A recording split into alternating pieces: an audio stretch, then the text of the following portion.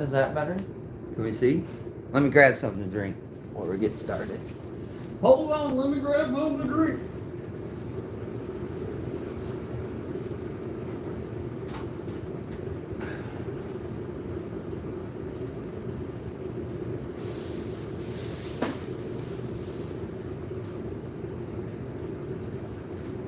Anybody here yet? Nobody's here yet? One person? Is there one person here? Oh, thing is heavy. Right over here. What does it look like with this light on? No. Still doesn't matter. The sun's going down, so I'm trying to. Let me turn on this lamp. Let's see what it looks like. It looks like shit in the camera, I'll tell you that. How does that look? Is it bad glare? Good glare? Bad glare? Okay, so I'm using my phone, so if something comes up here, there we go. What up? Studying for hazmat tech class. Good luck, Kinky Sphincter. George Cortez. Scott, what's up, bro? That bearded and tattoo guy. A regular what? Resolution? Is that what you said? How do you... Trying to look up in here. See, oh, there we go. So, nuclear, oh no, that's coal plant. It looks like a nuclear tower. That, Night Strike used to joke on that all the time. I'm trying to get these lamps to work. It's not very bright in this room. I miss you, RowCall. I know, somebody actually stopped me on the streets and asked when my next live show was going to be. I was like, I haven't had a live show in, what, years? How about that? Is that better? Can you see it? That's Lake Michigan behind me. Where this is the cooling tower. That's where we get our energy from. The plant is right here. So the coal goes down these chutes. If you can see these chutes right here. The coal goes down these chutes right here. And then that cools the water. Long-haired and beard now. Yeah. Everybody wanted me to get my hair cut, but I was like, ugh. And my beard, I can't afford a razor right now, so it's like, fuck. I gotta wait until YouTube pays me. Unless I go on a corner and hold a sign that says, need money for a razor. I went to, before my hair got this long, I went to 3 different barber shops. One barber shop refused to cut my hair because they didn't have people that were skilled enough for what I wanted. The second one was giving me like an hour or 2 hour waits, and then when I was in the barber shop, they were like, I didn't exist. I don't think they wanted to mess with all my locks and stuff because my hair gets really curly. And then the other place, dude, wanted to charge me like $60. I'm like, I've never paid $60 for a haircut. So, anyways, what can you do, you know? Defense dads out there? I didn't see it. All I see is people shilling products. What products are they shilling? That's a lot. That's been going on forever, dude. Ever. Long. Oh, no, we already read that one. But, yeah, the whole point of this live chat. Where did I put my pop? Hold on, now I gotta grab my pop. Gun Websites is out there. Don't forget, Gun Websites. Don't forget, gearwebsites.com. And you can go find patches there. Gearwebsites.com. Let me grab my drink, because this is going to get interesting. For the most part. And I'm like on the 17th floor, too. I'm on the 17th floor. Did you hear about California ammo law? Yeah. So now what was determined is that you can now get ammo shipped to your house because, believe it or not, the Ninth Circuit said it was unconstitutional. So if you're in California, I would start ordering everything under the sun. Even if you didn't have that certain caliber of firearm, I'd order it anyway. Because you know what Gavin's going to do. You know what Gavin's going to do. He's going to go in there and they're going to start, injunctions and all that jazz. I do it as fast as possible. As fast as possible. It's unconstitutional anyway to do a background check for ammunition. Come on. Totally crazy. Totally crazy. But again, gun. We'll bring it back here to gun websites. He had a good poll that I voted in about ammo and having it shipped to your house and stuff. I think it was you. It might not have been you. Might have been. I'm not sure. But I voted in a lot of people's polls when that first came out. Oh, most definitely, dude. You're gonna see my finger, because for people that don't know, that's new. Because it wasn't you. Damn, it was somebody. Somebody had that on there. Oh. You had a poll about something, G. Something that was really interesting. I forgot what it was. It might have been on a picture I seen on Instagram or something. I don't know. I forgot. I'm losing my memory slowly. But the whole point of this live chat here, of what we're doing here, is, you know, over my course of years of being in gun culture, the one thing that I could not tolerate the most was should you leave the states? That's what it was. Should you leave the states that have huge anti-gun laws? Should you leave those states, or should you stay and fight? And I voted in that one. And I voted yes. And let me give G the opinion of why I said yes, if he cares to hear about it. I look at it this way. In this juncture in life, I don't think those states will ever turn around. I mean, maybe they will, maybe they won't. But I think until people start understanding that the people that we elect need to go away, that we constantly elect on a constant basis, until those people go away and their family members go away and all this stuff, because usually the people in Congress are all connected one way or another with people that were in Congress prior. Until you get that kind of, I don't know, routine out of those states, you'll never have a free state. You'll not, like for us, there's a reason why Holcomb's not going to be governor. Is not governor, dude, because he was talking about running for other stuff, and specifically everybody that commented on his page said you will never be elected in the state of Indiana for anything else, because we don't want you in there, because he drug his feet on constitutional carry so much. So yeah, dude, I would leave that state and I would go somewhere else, man. Until those people are never gonna leave, and it's unfortunate because they're rich. If you notice all these rich politicians like Gavin Newsom and all these politicians, they're rich, dude. They'll never give up their power because they're so rich they can control it. Unless somebody comes out of nowhere and unseats this guy, you'll never have pro-gun laws in that state.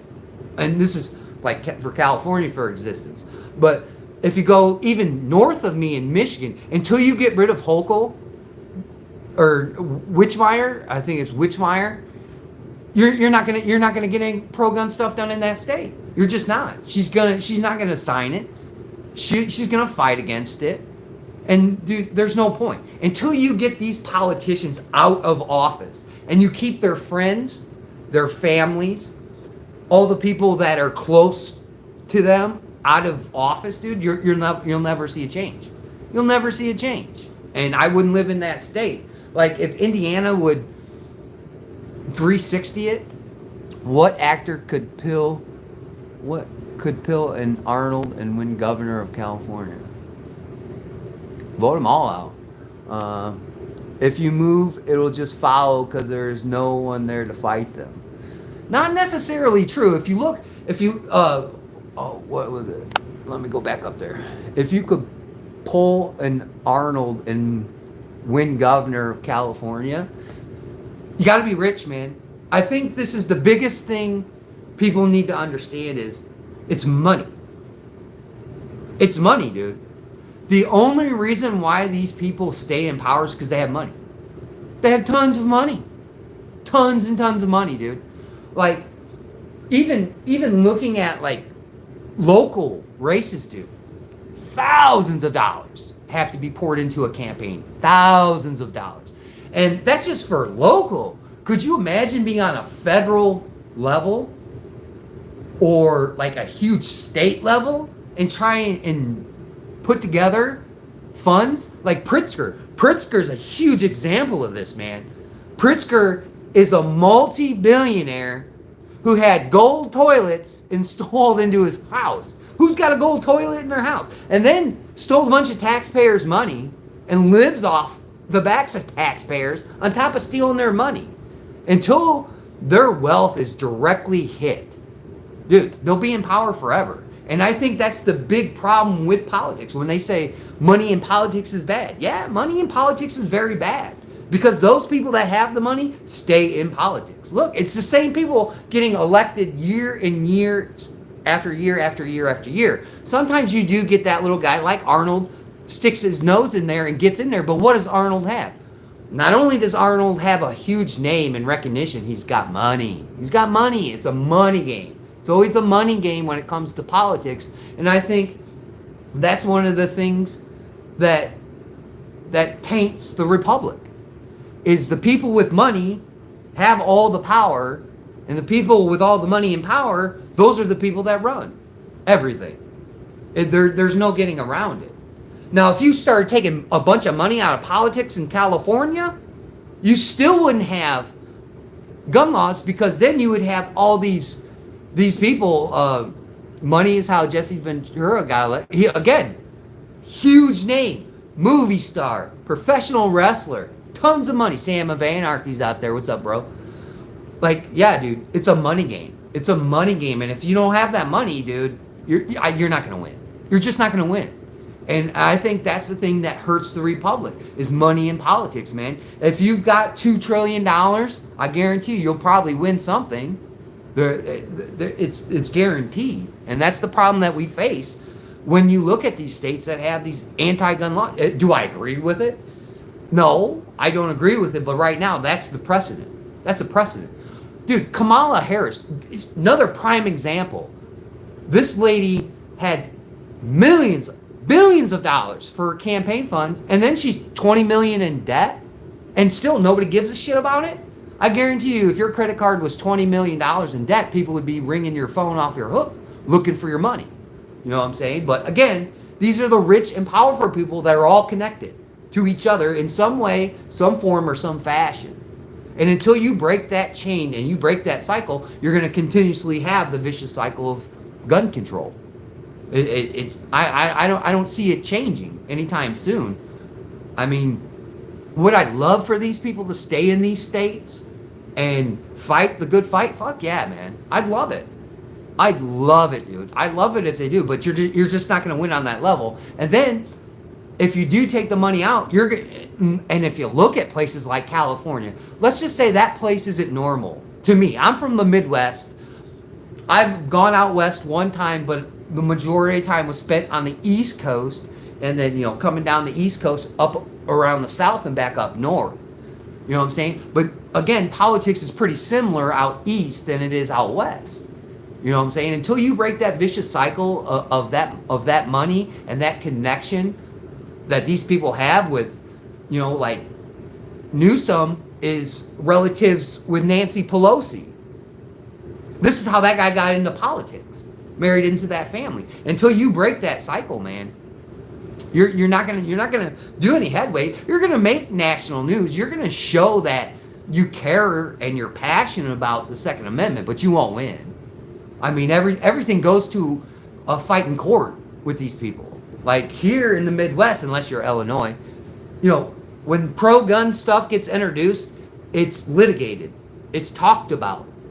It's consensus among the state itself in Indiana. Sometimes they don't do that. Sometimes they push shit through because that's just the way politicians are. But a lot of the time, especially constitutional carry is the biggest example I could show you. Stand your ground law, too, is another big one. Another big one. Patriot in the Dark's out there. What's up, brother?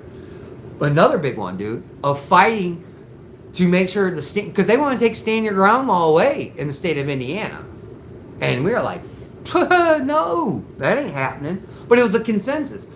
They actually had the thought process to ask the public. And You know, I think they learned their lesson to kill that bill because constitutional carry went first, and they saw how gun owners in the state of Indiana reacted to that when they pulled it back, and they like they did with the Hearing Protection Act and the short barrel rifle stuff, dude. Dangled it in front of our faces, and basically mocked us until we pushed him in the corner. And he had two options: it was either sign it in the law or let it pass in the law. And when you have to start cornering grown, rich, wealthy adults into a corner, and you've got what a million or so gun owners in a state saying "fuck you," I mean that's bad. That sets bad precedents for not only the state, but how that guy would have voted if he would stay in office or go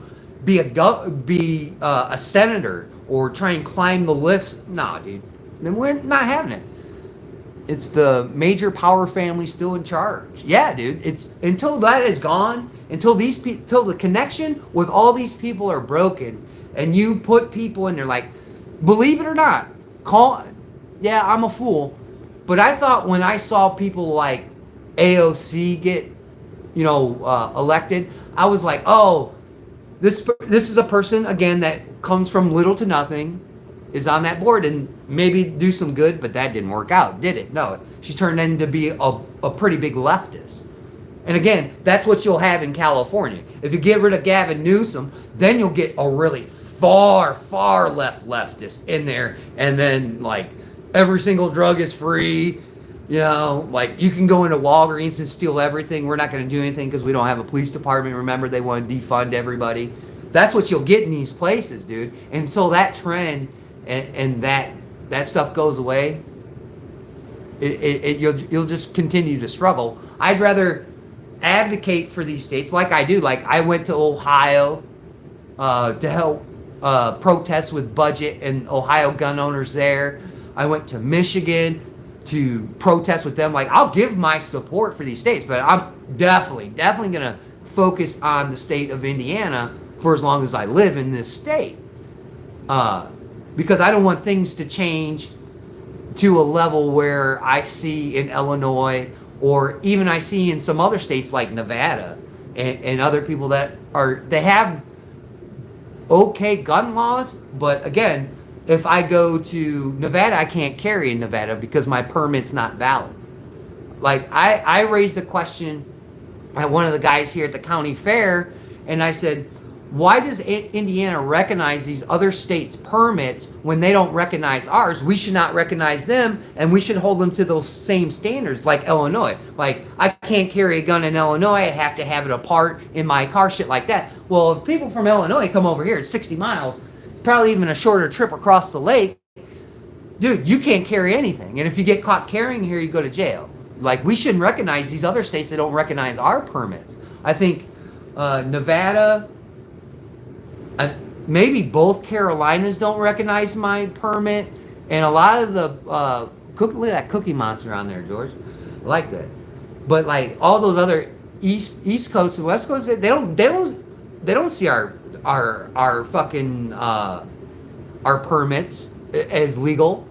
Damn, Patriot in the Dark, good to hear from you. Super chat, and I can't put I don't have my laptop, so I can't keep his shit on the screen. I greatly do appreciate that donation. I do, man. Trust me, I do.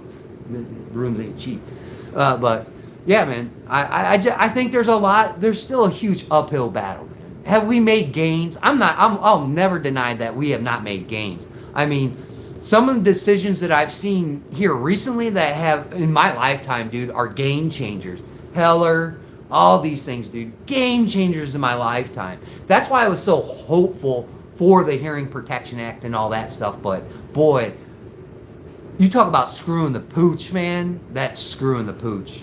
I can't fathom that anybody would vote, any gun owner would vote for these people ever again in their states or give them support ever again. I don't see it happening, and if you do, you're dumb. I think these people that we saw vote against it or not fight hard enough for it, I think those people go by the waysides, and I guess they go and retire and go sit on the golf course. Gary's there. Gary's there. Don't forget, I don't know if Gary has moved his foul territory yet, but it's still on Monday as far as I'm concerned, because I think I watched it last week, and I had a little bit of time, so I ran over there. Try and support these guys. Gary's been a great help to the channel. Helped us get those patches that I still cannot find till this day. Get those made. It's just, it sucks, man. But yeah, I try and go to like G's page and all these guys and stuff. You know, it's been a really hard time for me here in the last year and a half. So I mean, I try and help these guys, put likes on their shit, comment on their videos, maybe hopefully create a conversation that, you know, even if I kind of pillow out of the conversation keeps going to give these guys notoriety. Like if I wanted to listen to like the shit at like the Goals or SHOT Show and stuff, I don't know why they don't put some of these guys on the stage.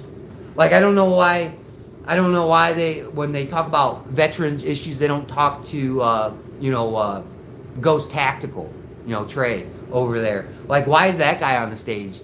He was in the military. He always talks about suicide awareness. He's got all these guys on there. He knows Pronto. He knows all these guys, man. I have your patch. I'm like, keep it. Don't tell Ghost I took it off for a while. Don't lose those patches, dude. I don't have any more. I can't find them ever since the move. So that was a one-time thing, and like I think that was what, if you go and you were a channel member, you got a free patch. I would ship those free patches out to you when you were a channel member. I can't do it now. I had one guy recently come on there and become a channel member, but it's like, fuck, I wish I had a patch to send you. I've been to Gary, Indiana. It doesn't look like home to me. No, Gary's back that way. So if you look where the cooling tower is, if you look past the cooling tower, that's Chicago. If you look back off this way to the other tower, you'll have East Chicago and all that stuff, and then Gary there.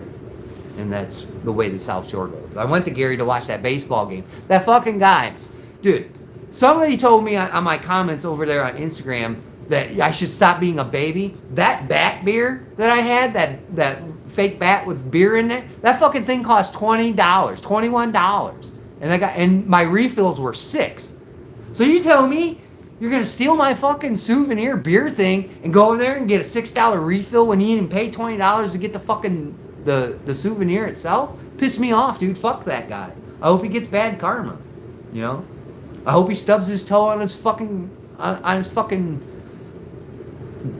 bed thing. You know how sometimes the bed frames, I hope he hits his shin on that motherfucker. Which plant is that's NIPSCO. That's called NIPSCO. That's our energy provider in this area is NIPSCO. When you get further west out in Illinois, it would be ComEd. This one is NIPSCO. That's why I'm saying, when all those guys from Canada were bitching about all that, oh, you're not going to have any energy, eh? You're not going to... I'm like, fuck, NIPSCO's chomping at the bitch to shoot some fucking poles up there by the border. They're money hungry motherfuckers. They just raised rates again for people in my area. I think it was a 4%, 5% hike increase, and then my state wanted to tax gambling. They taxed energy. They taxed cigarette, tobacco products. They taxed liquor. They taxed everything. Everybody's pissed around here about that shit. But again, that's what happens when you're so complacent looking on the federal level of shit and you're not paying attention to your state and local levels, and then they do this shit, and now that shit's on the books. And one thing that I learned from gun websites is it's much, much easier to keep legislation off the books than it is taking it off the books, after it's passed. It's a lot harder getting it off after it's passed than before. So you always want to fight as hard as you fucking possibly can to keep it off the books, because it's 10 times harder of getting it off the books. I had another conversation similar to this before Mike Braun went to be a governor here. That's our governor now, from the Senate to the governor position. And he's like, the red flag law for the state of Indiana, because we were one of the first states that implemented it, it's going to be really hard to get off there. And he's like, I don't even want to take a swing at it yet. There's got to be a lot of credible evidence for it. And he basically told me the same thing. It's a lot harder to get these bills off the books when they're put on the books than it is before they're put on them. So fight harder to get them. But again, that was 20 some years ago, 25 years ago. I think it was in 2003. I want to say 2002. I can't remember. And again, I was across the ocean then, so there's nothing I can really do. I'd rather pay attention to me not getting bit than, But again, that's why you should pay attention to these laws. But let's get back on the topic here. The whole purpose of this live chat. The whole purpose of this thing to do is, I was sitting here last night, got back, sitting here last night watching the live chat Yankee did. Oh, I got all kinds of questions here now I got to go through. Fuck. Let me get my hand out of the camera. Jacob S. is out there. Can ID nuclear silos from 3 Mile Island? East of you in Indiana, Michigan Power. There you go. Bass Boys out there. It's just a cooling tower, yeah. Yeah, it draws in all the hot water that they draw in there. It gets shoved in that cooling tower, and then it cools it down and kicks it back out to the lake, sucks it up, things like that. Let me see. Massachusetts banned menthol cigarettes, and a pack in Massachusetts probably costs $15-20. The cigarettes that I usually smoke, they were about $8 a pack. They're 12 and change now, so I don't smoke those anymore. I'm tired to tell this too. Michigan shut down the largest coal plant per energy. We're gonna get some windmills and some solar panel thing. We have tons of windmills. If you go down, I forgot what fucking highway is. I have to ask my buddy. You go down one of the highways here, dude. Huge wind farms. Half of them look broke. Half of them don't work, dude. I'm not a big proponent on that kind of shit. I mean, solar powered, will it work for houses and stuff? Most definitely. I can see it working for that. But putting it on a grid, look how big this is, dude. If I could turn my camera, like look over there, dude. This place stretches miles. And you're gonna put all these people on a grid and depending on the sun to give you some solar? Probably ain't gonna happen, man. Wednesday nights are not the same as rants and raves ended. Yeah. Dow Chemical has one of those cooling things and it pushes the water out into the lake. Great for fishing, I hear. Yes. Back in the day, yes, it was. Down I-65, thanks, Bass Boy. Bass Boy lives in my area. I bump into him sometimes at the gun shops we visit. It's great solar power in Michigan. But yeah, dude, that's what that does. Yeah. Takes the water, pushes it out, sucks in the cool water. But the whole reason for this one is I was sitting there watching Yankees live chat that he had with what is that fat guy? Bobby Reviews or whatever the fuck that guy was. And look, it was absolute complete fucking nonsense, first of all. I mean, working behind a gun counter for so long, I have opinions on certain guns, dude, that I wouldn't carry. Like, I wouldn't carry a Sky. I wouldn't carry some of these other guns. When the technology for firearms is at its highest level than it's ever been in our life. Like, we are living in the best age of firearms right now. The best age. Lanky Marbles, I can't stand that guy. Yeah. And the one thing that I took away from that chat is that fat guy, I don't want to associate with the guy. He even, because I put a comment on Yankee shit, and the guy that was on that chat actually, I don't want anything to do with that man. When you start insulting people's family and their children, for that matter, And then there's sexuality because you don't agree with it. I don't agree with that.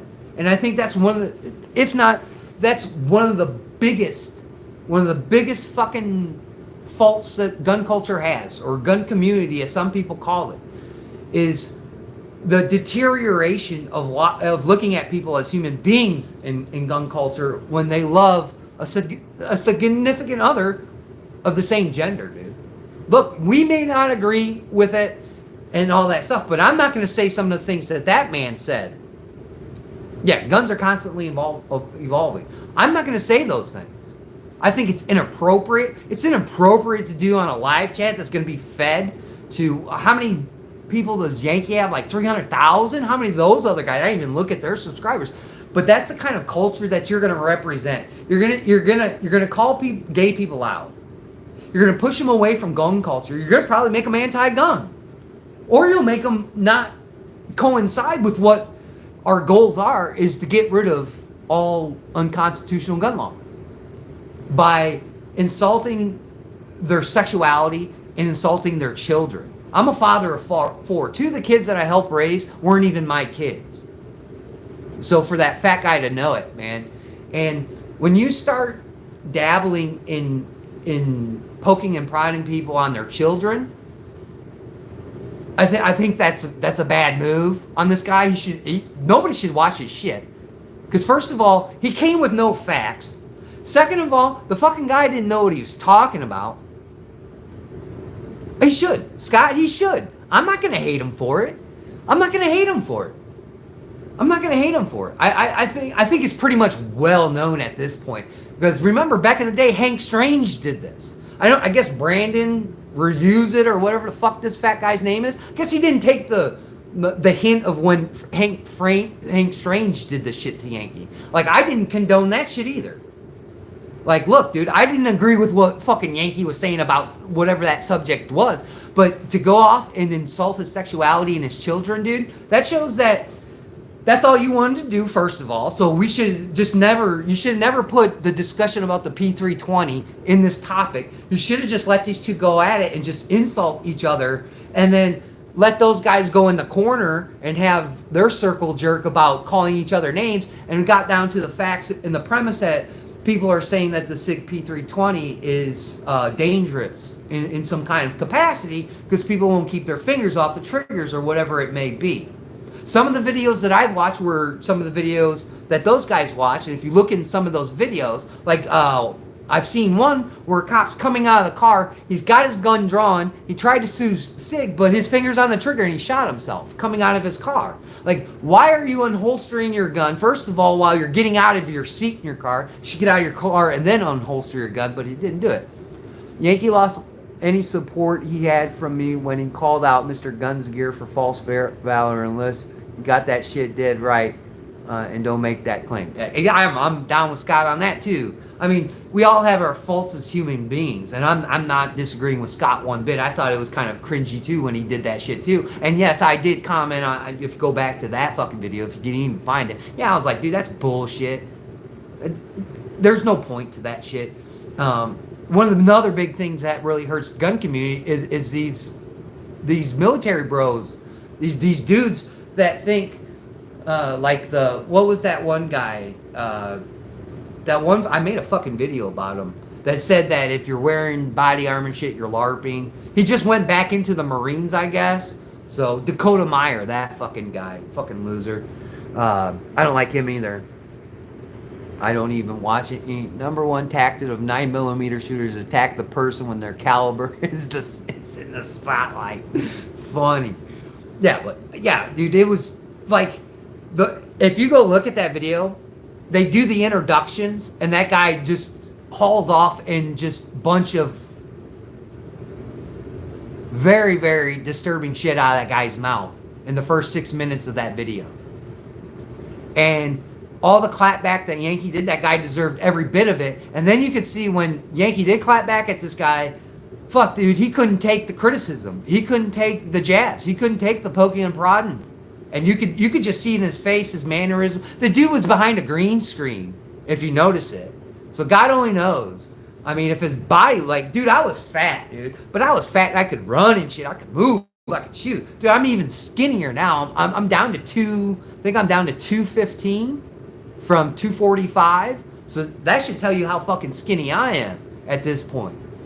So, I mean, I get it, man. But when you start attacking people and you have first of all, you have no evidence to support the baseless claims that you're making about the firearm in question. And then you don't even make any claims. And then the claims you make are baseless. And then you start attacking somebody personally on that kind of a personal level.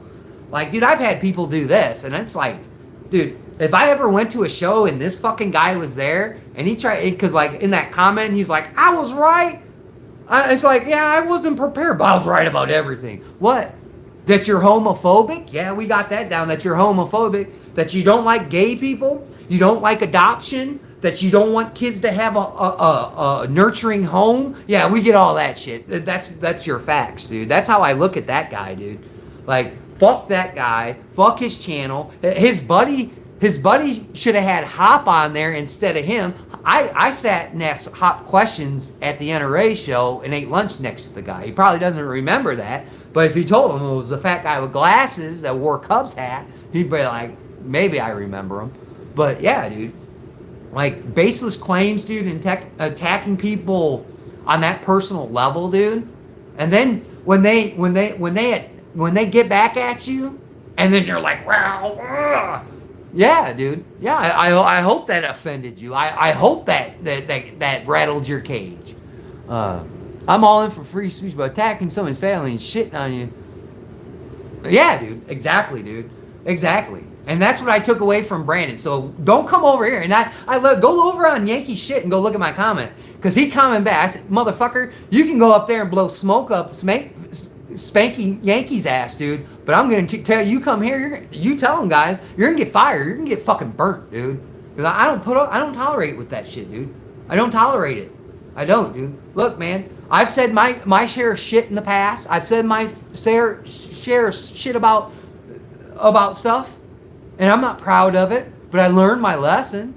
You know, I've been called a wop. I've been called a greaser. I've been called a honky. I've been called racist. I worked behind a gun counter for almost 10 fucking years, dude.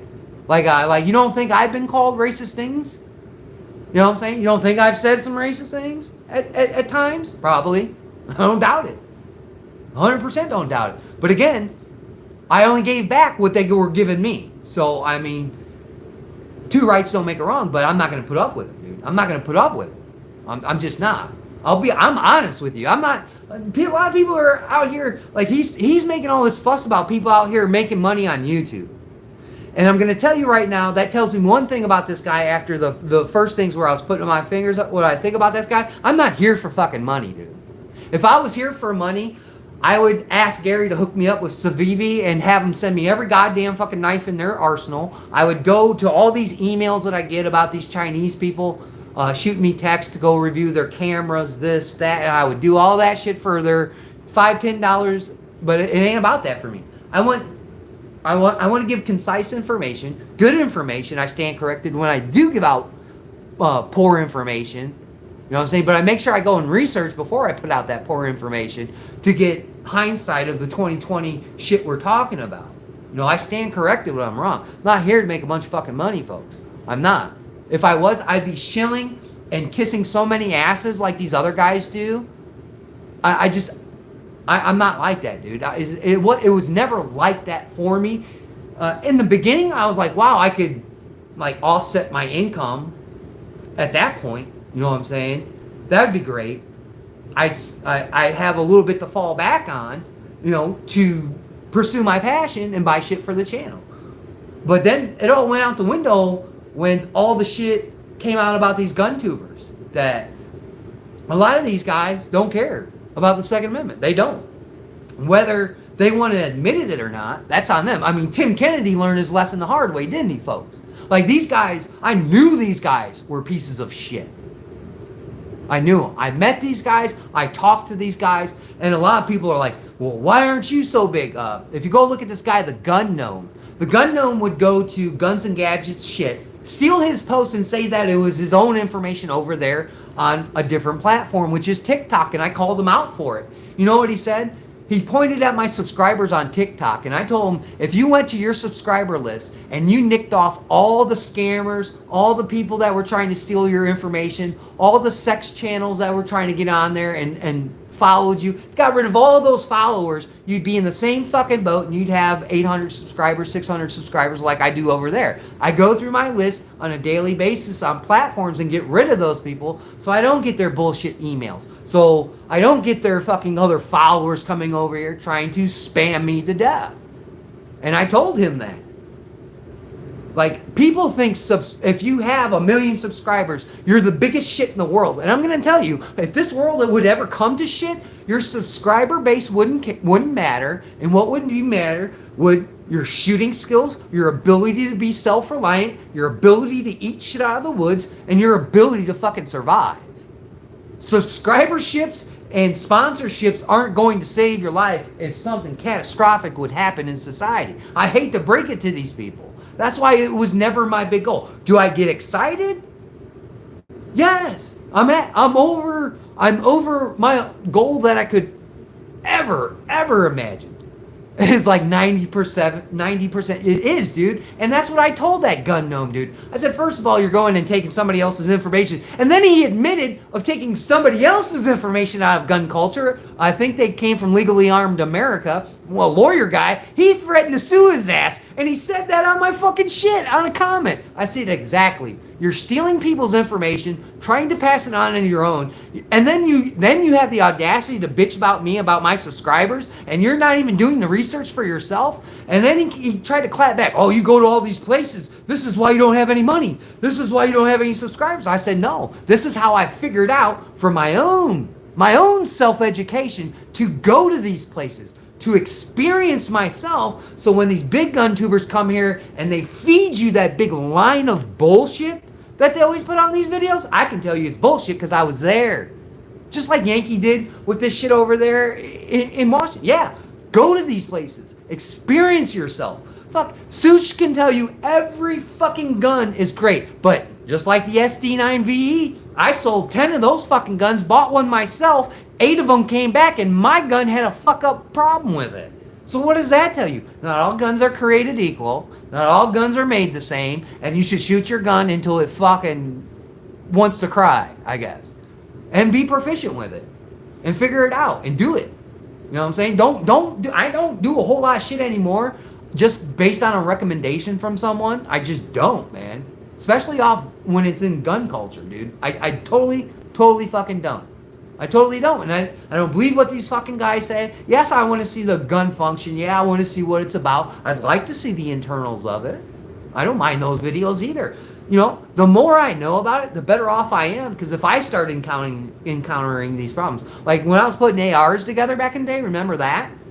So interesting, fascinating to see how it is to fucking put these things together and watch them work. That way, if it ever came into a problem, I'd understand the problem. I could fix the problem. See how that works, dude? I'm not going to listen to fucking Sue. She's going to tell you everything's great under the sun. Because 1, he's getting that gun for free. 2, he's getting paid. And 3, fuck, the dude is coasting in life.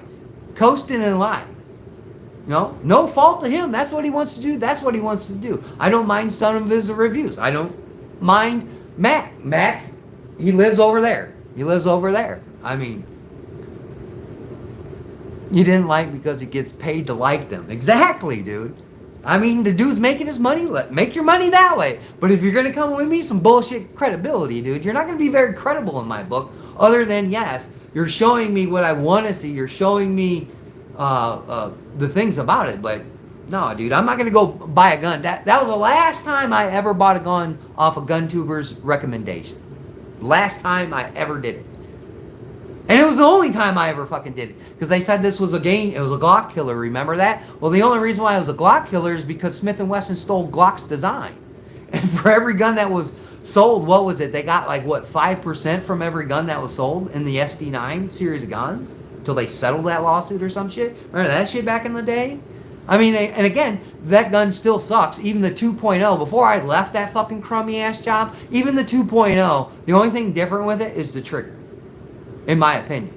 The trigger's a tad bit better. But again, there's a 100 other guns that are better than that gun, including a Glock 19 is better than that gun. And I'll hold myself to it. A lot of people said they never had a problem with their gun. Fascinating. Fantastic. I hope it works for you. I'll never own that shit again.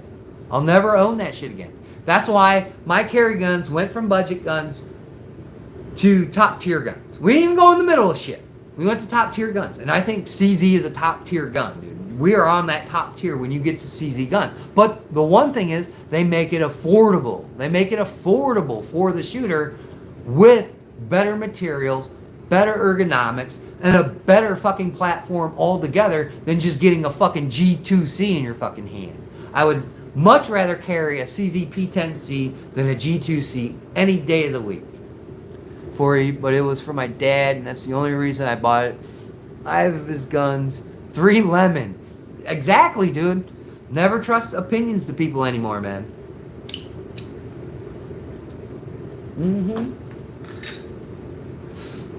Hey, man. P10C was the closest to be a Glock killer.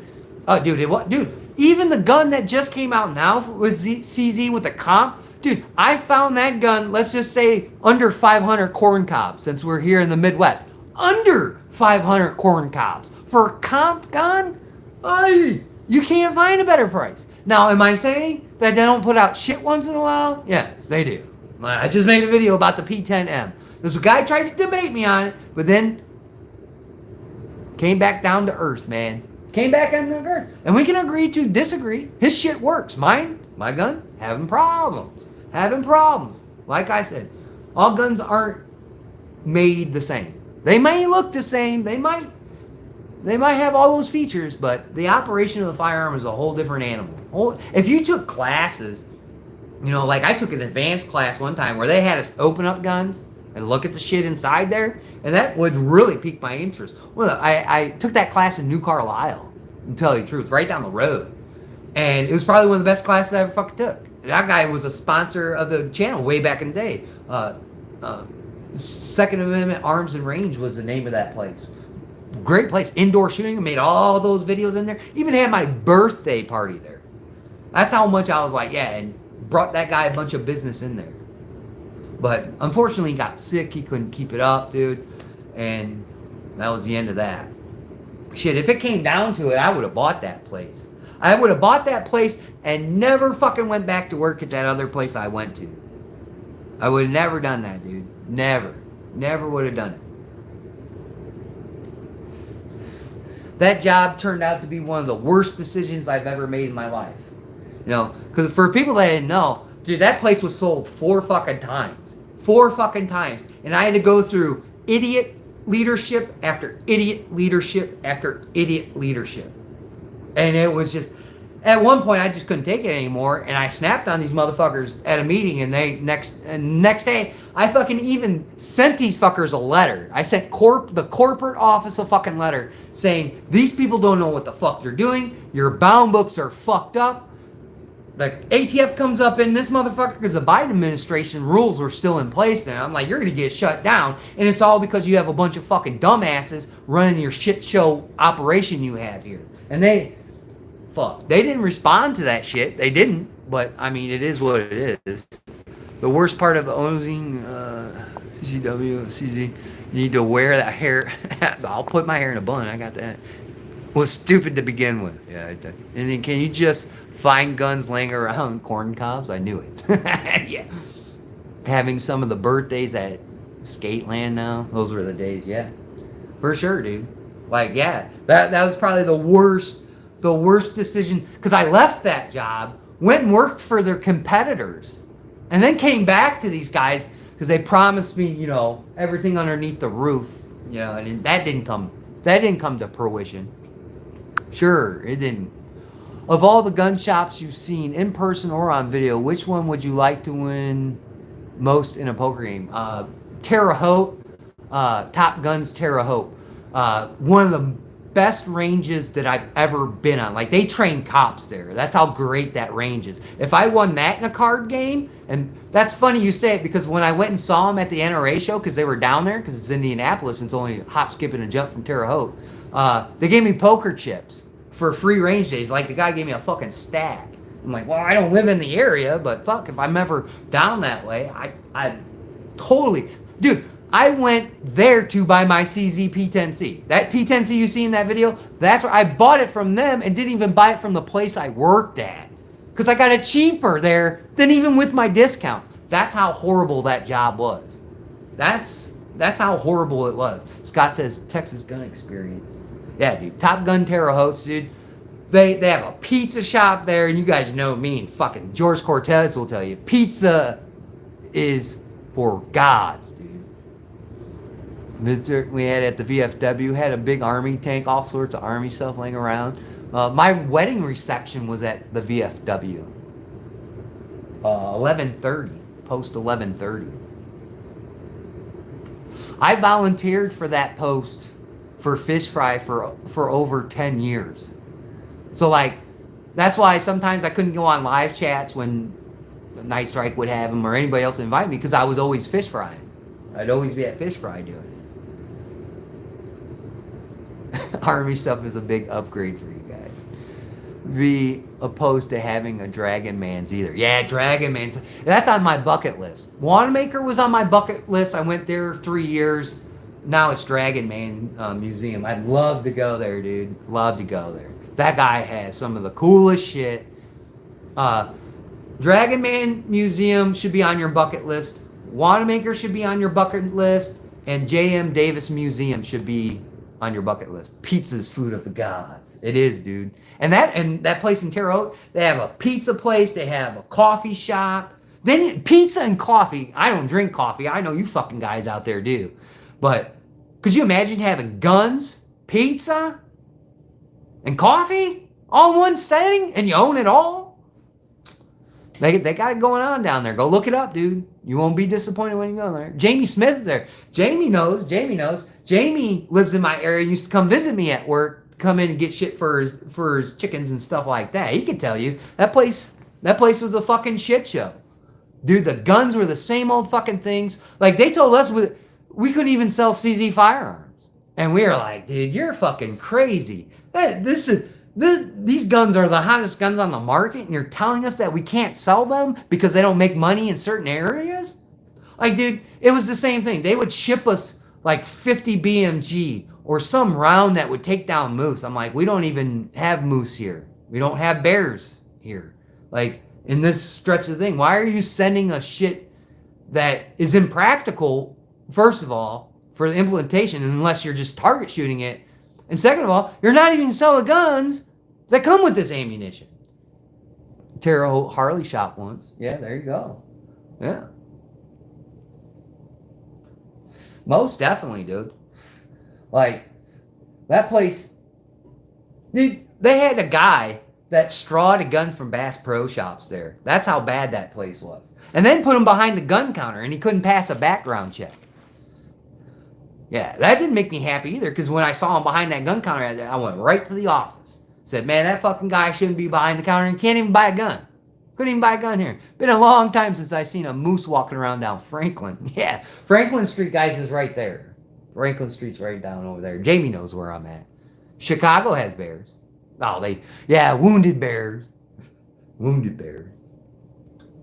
Sometimes in the rare instant, a black bear will come down from Michigan. Like, what was that? Jamie might know, like 10 years ago, a bear wandered down from Michigan, ate everybody's shit, ate everybody's garbage, and fucking took off back up to Michigan, dude. Left people's shit's a mess, too. Like, my aunt lived in that part where that bear came down. Went to her bird feeders. Oh, God. Tore up her bird feeders, all that shit. She was so sad. She said it was amazing, but she had to go replace her bird feeder. She's a rich, snobby bitch anyway, but, I mean, that's what you get from rich people. James said, yeah, dude, he can't, and it just fucking, boom, hit, like a burglar, like a bear burglar, dude. Boom, boom, boom, hit everybody's shit, dude, eating everybody's stuff.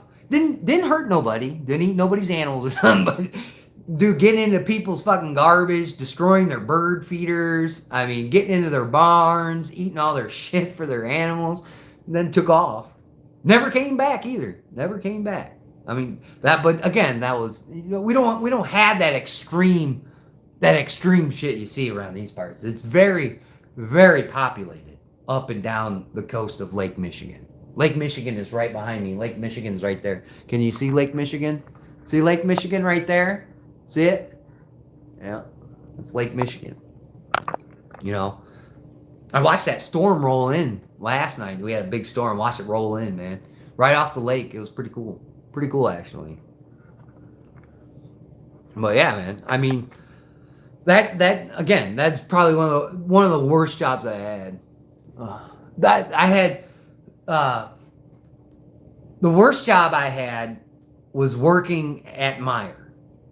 That was the worst job I had, and I had spoken, like, people don't understand. I got some rapid morning doves. They're living in the middle of my garden, very dangerous. Fuck, dude, dove is good. You put 3 dove breasts on a skewer, peppers, onions, whatever you want to put it on a skewer. Wrap it up in a jalapeno. If you don't like cream cheese, don't put it on there. Oh, put a piece of bacon on it.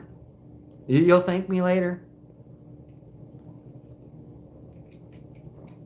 If you go watch that YouTube short, you can see me shooting, getting that old over and under going.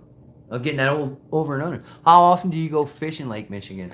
Like, I don't know if I can show you it since my camera's like that, but down below me here, I don't know, is it going to be glary? Right here, this is Trail Creek right there. That's Trail Creek. I fished the tributaries more than I actually fished the lake. Really hard to get in and out of places where you can fish off like the pier and stuff, like the pier's right here. You can fish off that, but if there's tough weather, dude, the lake, the one thing I tell people here, especially here recently, a lot of people have died. I'm gonna go the pet alligator in Pine Lake in LaPorte. Yeah. The one thing, the lake doesn't care what race, color, or creed you are. It doesn't care if you're anti-gun. It doesn't care if you're pro-gun. It doesn't care if you're a Republican or a Democrat or independent or a libertarian. It'll take your life regardless. And, you know, that's why I like to fish the tributaries around Lake Michigan. Will I go fish Lake Michigan? When the water is crystal clear, there's not a chance that a fucking storm's going to roll over and pop up off that lake. Yes, I'll go fish that lake. I don't like fucking boats. I don't go on boats. If I'm going to get in water, it's going to be the fucking pool. I'm going to get in here in about an hour. The bacon with a jalapeno. Yeah, dude. I'm telling you. I can't wait for dove season. Well, I'm chomping at the bit. I haven't even... Dude, notice? You notice something, guys? No deer stuff yet. I'm going to be late to the game. I'm late for the game now. I should have started in May. But the weather here has been so shit. Like, if I would have planted, I would have gone through this drought. It's going to be 103 tomorrow. I would have had to go through this drought. My food plot wouldn't have survived. I can't get water to that spot. So, I mean, everything would die. And then, on top of it, we have these storms. And it's not like we're getting, like, a shower. Dude, you're getting flooding. Like, dude, I'm afraid to go back there, dude.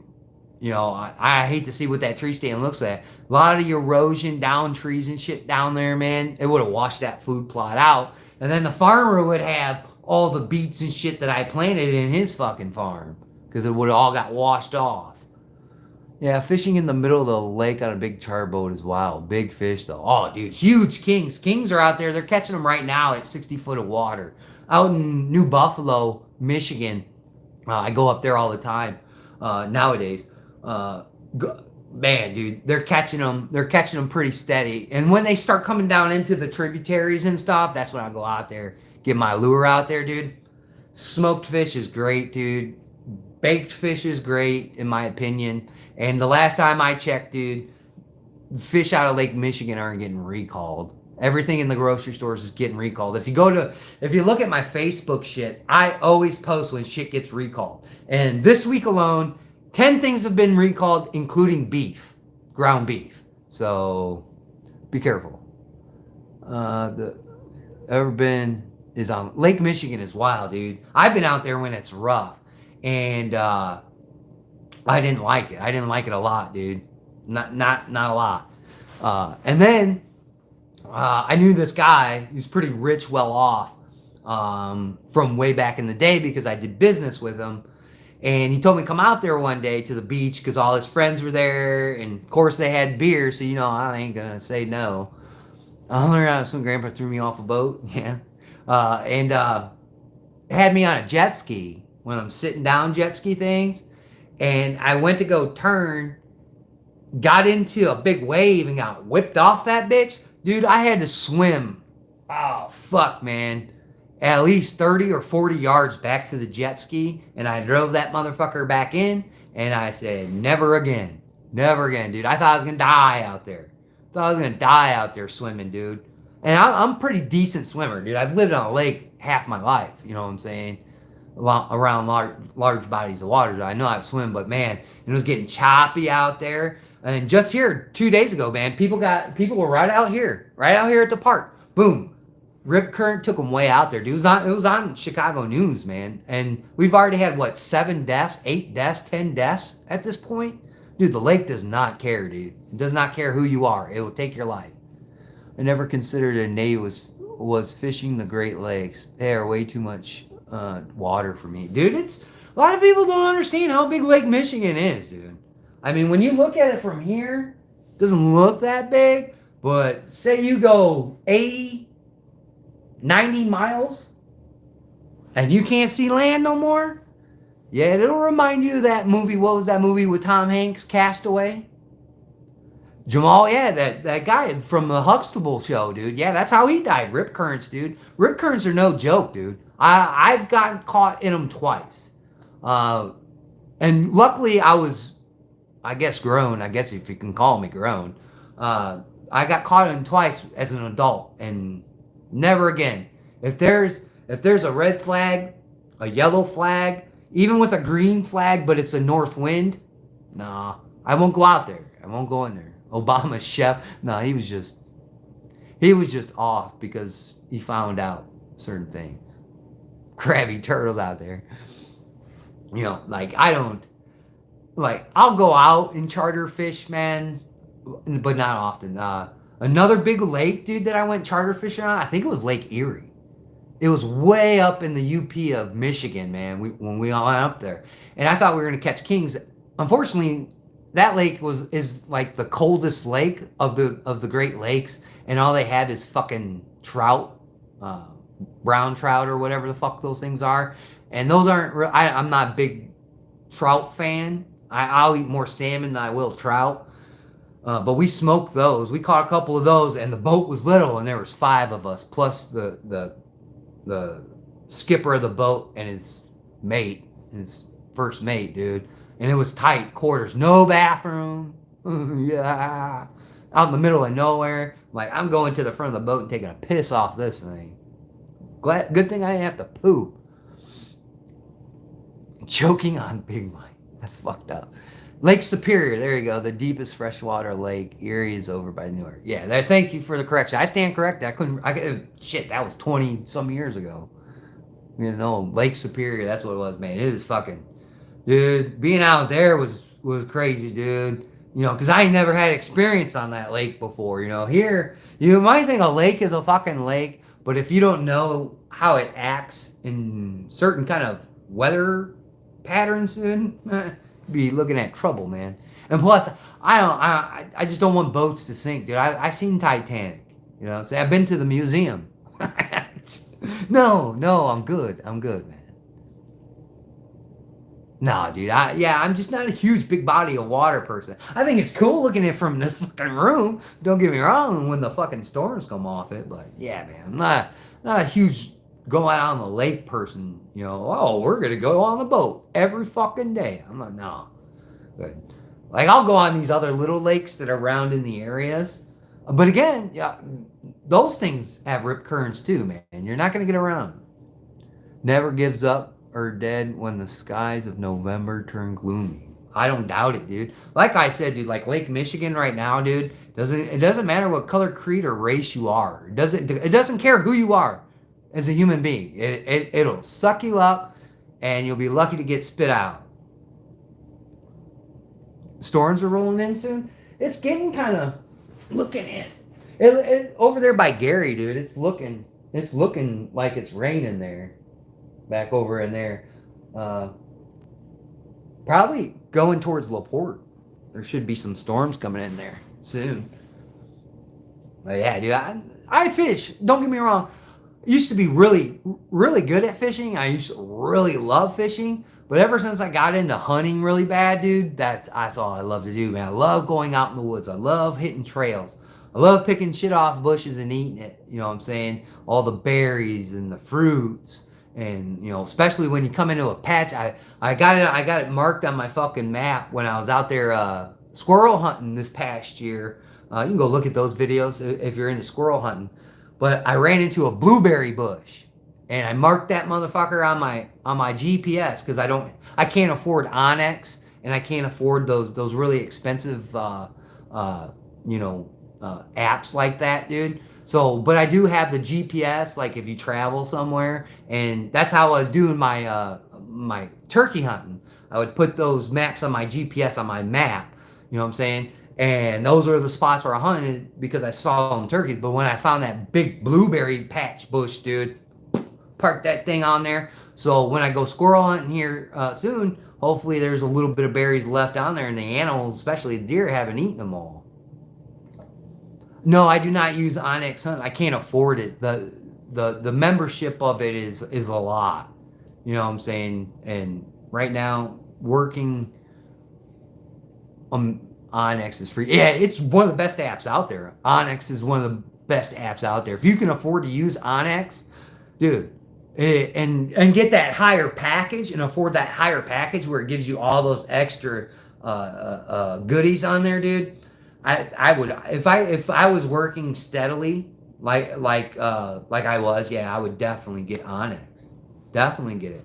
But again, we don't have public land like you see out in Montana. We don't have public land like you see in the South. Our public lands just directly in this area, they're not that huge.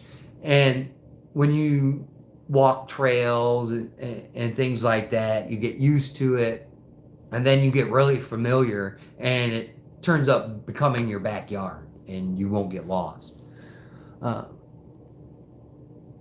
All in my yard, eating my garden. Oh, dude, yeah. Were those berries I was picking in that pictures of the pear? Go to the community tab. Somebody told me the other day that community tab's bullshit. It's not bullshit.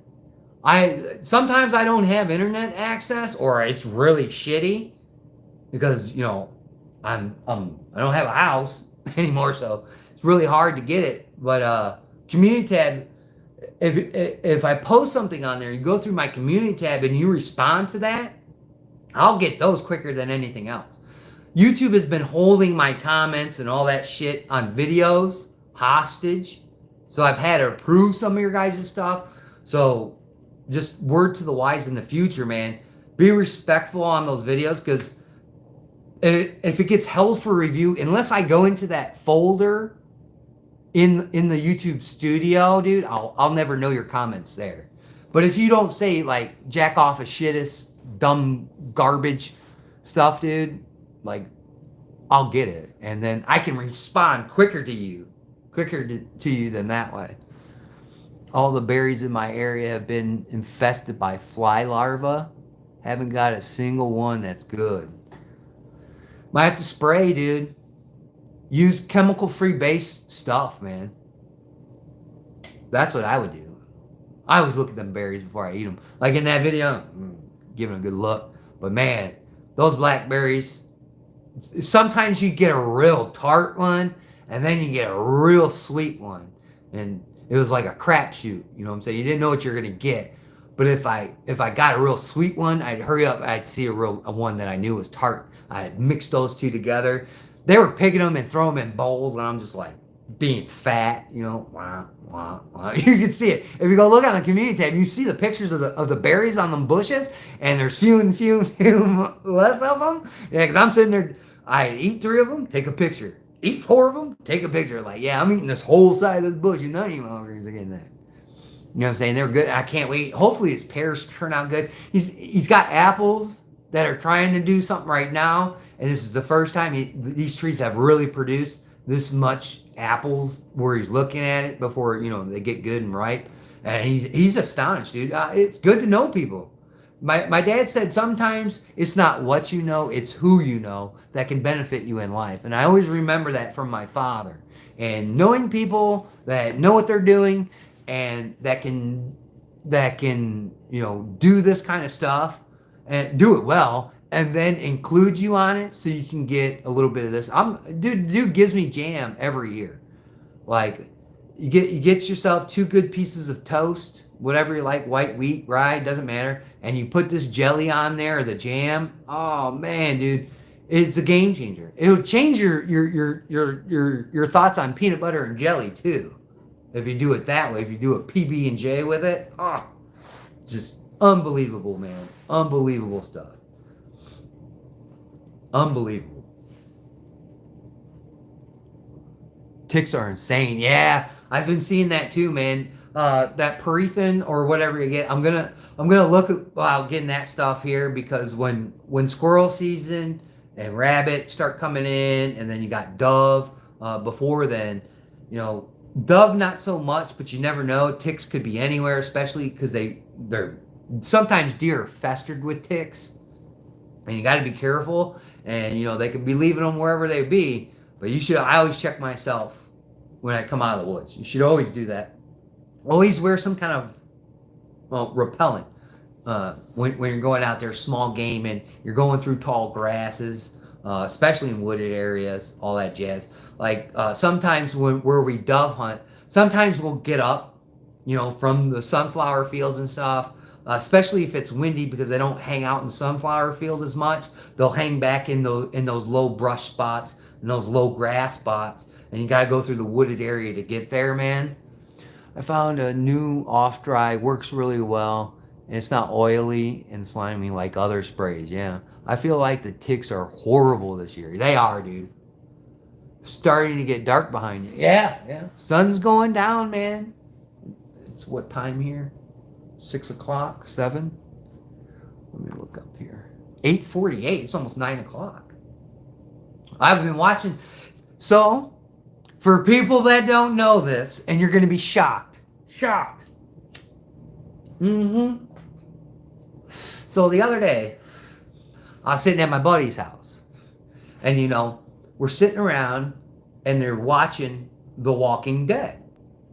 And I started to watch a little bit of it. I've never watched this. I've watched 1 episode. It was the very first episode. It's when Rick wakes up out of the fucking bed. Okay? And I shut it off. And over all this course of time, never watched another episode. Well, we go over to this guy's house, and I'm watching his shit, right? And I start getting interested. So I've been sitting here watching, I don't know where I'm at. I think I'm still in season 1, but I'm like on episode 6 or 7 or something like that, man. And we might as well watch something because it looks doom and gloom, doesn't it? That's what everybody wants to report on. Nothing happy. It's all doom and gloom. And I'm just thinking to myself, who would I hang out with? Would I hang out with the people that Rick hangs out with? Should I hang out with Shane? Because that dude, I guess he's still alive, from what I know. You know, should I, you know, who would I hang out with in that scenario? You know, and I just got done with the part. Like, this guy's collecting these fucking people like baseball cards. You know, they keep them in the barn. And I'm astonished by that. Like, this guy actually thinks there's going to be a cure when these guys' flesh is around. Like, what? Are you just going to give them a pill? How are you going to cure these people? No, man. I'm kind of on that level of Shane. Like, yeah, dude, you shouldn't be doing that. Would I have done it? No, I would have got my shit and got the fuck off that farm. Or it would have been called the RowCall farm. Just being honest here. In that scenario, I would have been sitting there drinking his little flask. Let's just say it that way. I watched season 1. The only one that was described. Season 2 wasn't described, and I haven't watched it since.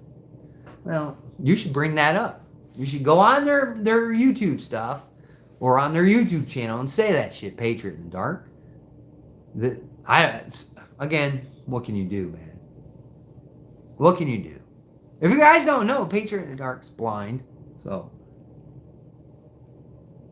from what he tells us.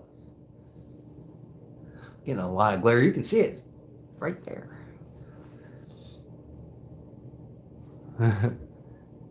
CDC episode. Yeah, dude. The CDC, yeah.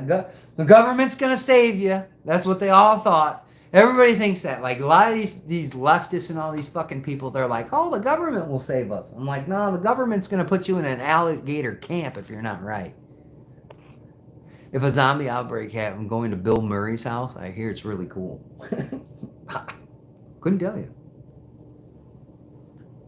I gotta go over here and grab this charger real quick. Or we gonna die. We're gonna die here. We'll be on here for about 30 more minutes. Oh. I don't know where I'm gonna plug this in. I wish these lamps had like a plug in them or something. I don't think they have a plug or anything in them.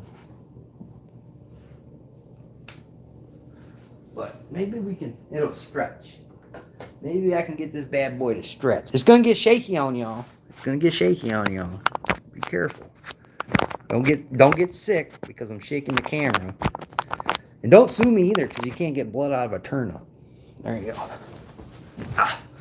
I'd plug it in there first. I need, see again, energy.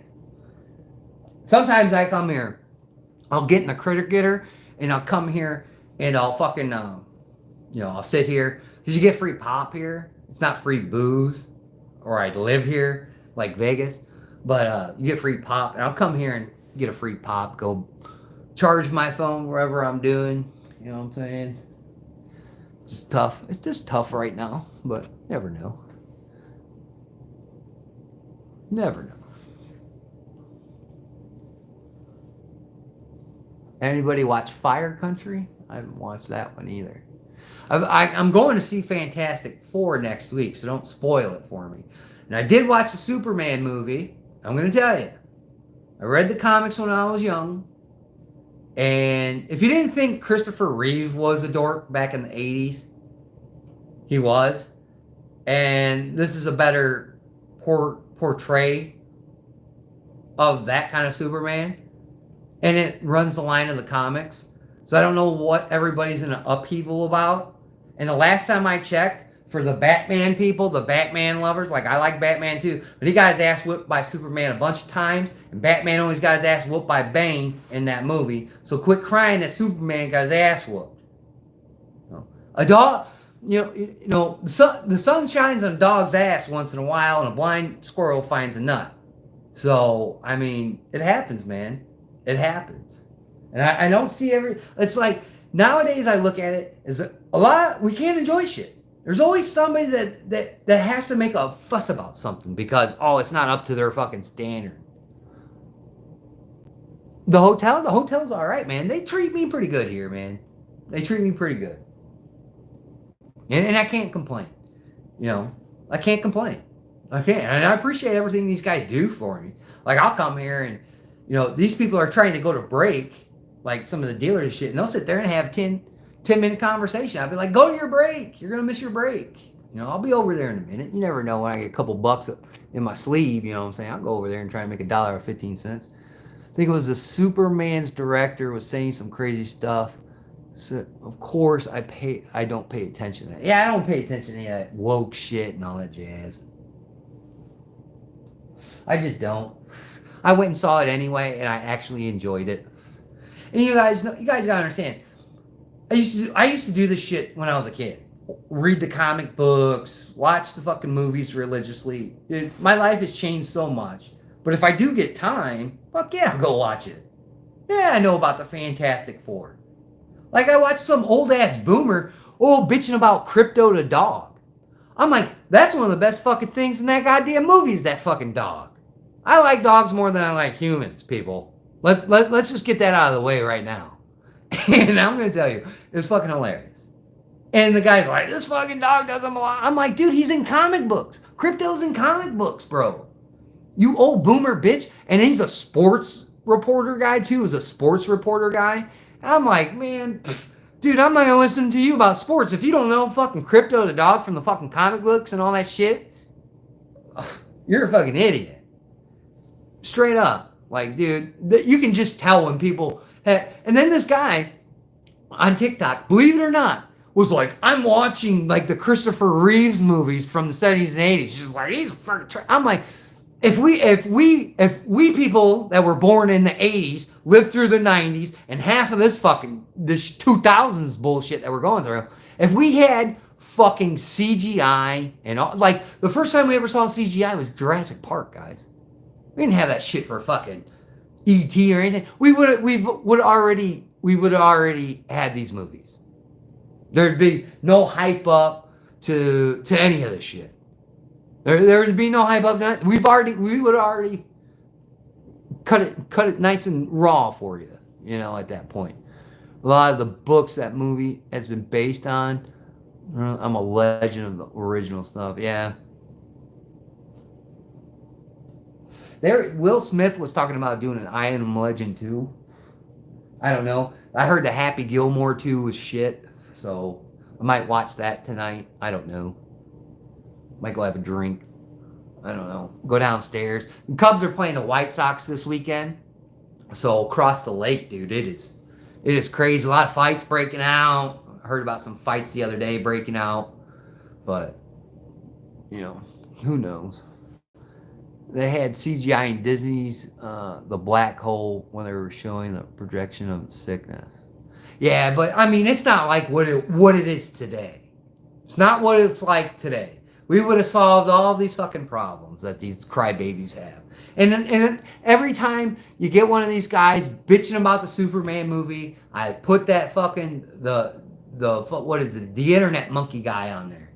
If you saw the movie, you know what I'm talking about. Lex got the fucking monkeys on computers and they're raging. I throw that picture right on there, dude. I thought it was a good movie. It was an 8.5 in my opinion. There was some kind of stumbling with a little bit of the CGI. There's still a little bit of stumbling with the CGI stuff in that movie. But here recently, I've been trying to stay off the internet a lot because everybody's going to see Fantastic Four yesterday, and I guess it came out or the day before and yesterday because it came out yesterday. And there's a little bit of wonky shit for CGI in that one as well. But they said this is going to redo Marvel movies. So, I mean, again, you know, everything comes full circle. And I think, and I told one of the kids this, because when we went and saw Superman, I said, that is the reason why, you might not like it, but that's the reason why Minecraft was so successful. Because they never fucking deviated away from anything that happened in that fucking video game. And that's why it was so successful, because it related to everybody. Because they didn't put some character that wasn't supposed to be there. They didn't put some wonky shit in there that wasn't supposed to. They just went as the video game progressed when you played it. And that's why it's so successful. If movie studios would do that more often and stop like throwing bullshit in there, whether it be wokeness or a character that makes no sense, shouldn't be in the movie in the first place, I think it would transcend movies a lot more and they'd make more money because everybody could relate to it. There's some movies where they've made in the comic book, like in the comic book realm, or tried to redo it and they just throw dumb shit in there. And it's like that, well, that's not even in a comic book. Like Star Wars was good at it. Like Rey.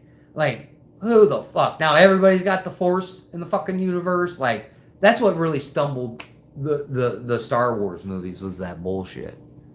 I watched the original Tron the other day. What an amazing movie. Yeah, like, dude, when you go across the boards with the script of how shit is, dude, people don't get upset as easy, and it's more relatable. And you could do so much more. Like this Superman series franchise that they're doing right now, it's gonna open up a world of possibilities. This could go on for the next 30 fucking years if they do it correctly, and they don't deviate from the plan. And whether I like James Gunn's politics or not, that's besides the point. But just don't fuck it up by putting crazy shit in there that don't need to be in there. Like, I seen this one guy. Oh, well, they're not explaining everything. Bullshit. The first fucking scene in Superman, they tell you the meta-humans have been around for 300 fucking years, people. And it goes all the way up. This is what happened 150 years, 30 years, 20 years. This is what happened in the present day. Like, if that doesn't sum it up for you, and we have to go all the way back to when fucking Superman hit the ground and found his fucking parents and shit like that. Dude, fuck that. We already know it. We already know his origins. We already know that shit. Let's see how it is in this universe. Because we already know how fucking Superman got here. We already seen it. Don't need to relive it, right? I mean, come on. Stop being repetitive. We can put that in there to give context to people. But let's move on. Got a question. They have Supergirl, Batgirl, but do they have Catgirl? They have Catwoman. I don't know if that... Somebody out there, one of these... I don't know about Catgirl. I've never heard of Catgirl. Because she didn't come on the scene until she was grown. You know what I'm saying? If you go back to the old Batman movies, but you'd probably have to go back in the comic books. And see how it is in there and how that is. So, we got some sirens. I hear sirens. Those are loud. If I can hear them, dude, I'm like on the 18th floor. I don't know where they're coming from. Probably going there. That's West Side over there. But yeah, man. I know.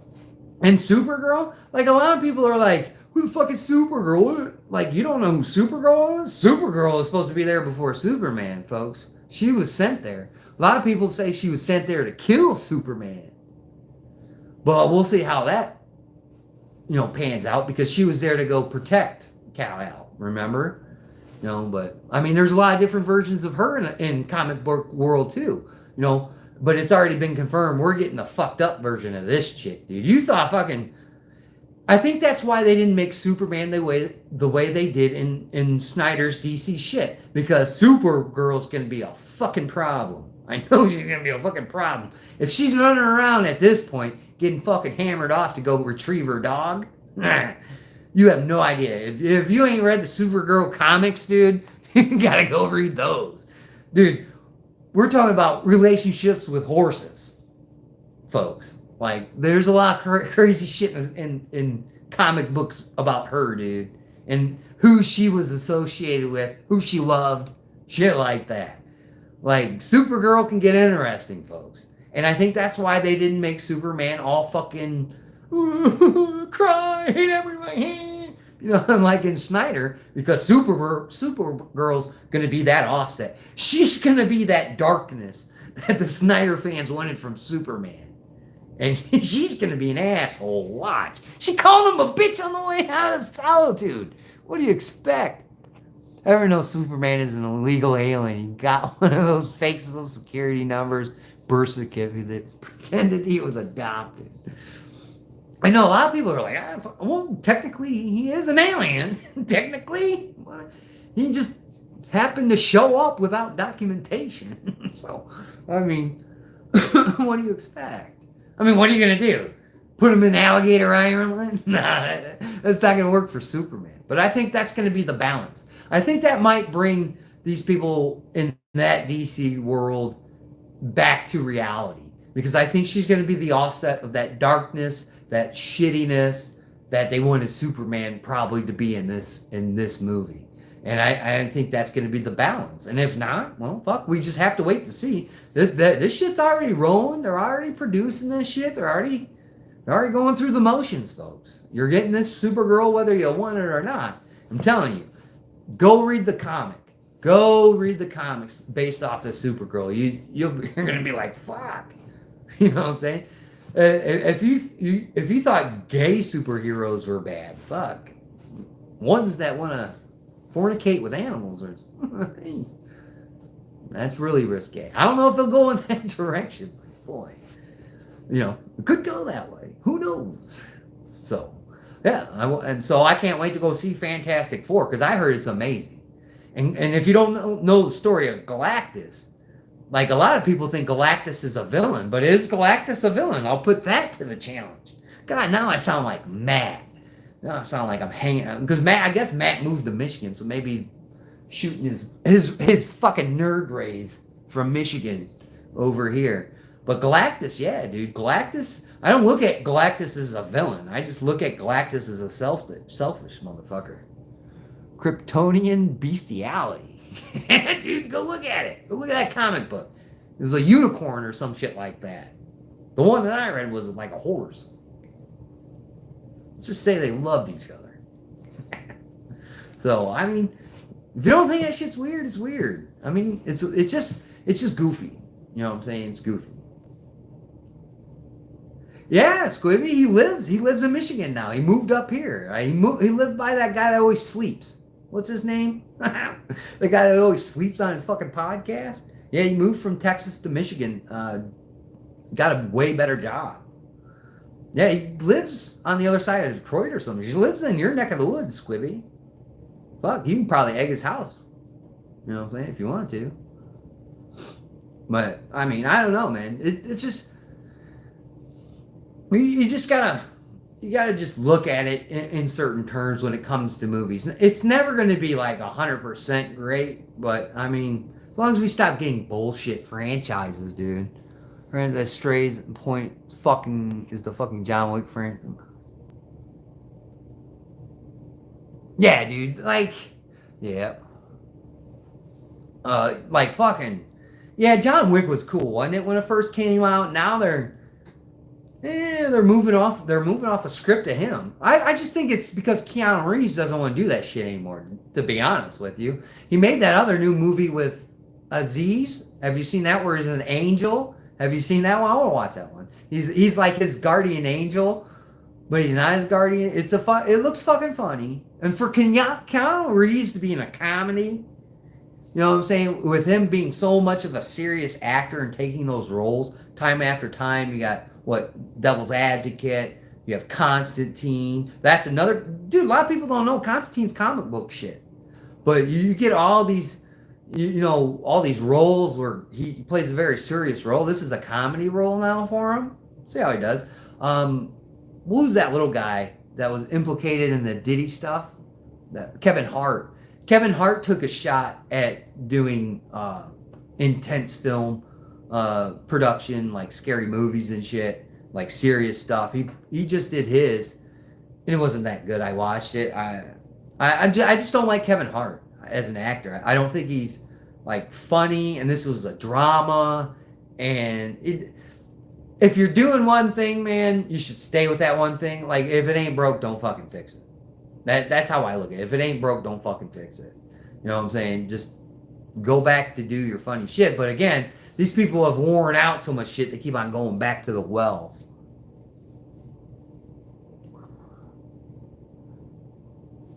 So, fuck, I don't know. There's a lot of different shit, man. A lot of different shit coming out. I think I didn't really used to stop and watch movies a whole lot. Like back in the day when I was a kid, in my teenage years, I did. But life got really serious, especially after 2009, 11, and all that stuff. My life took a real different course. But I've been out of work for what? February.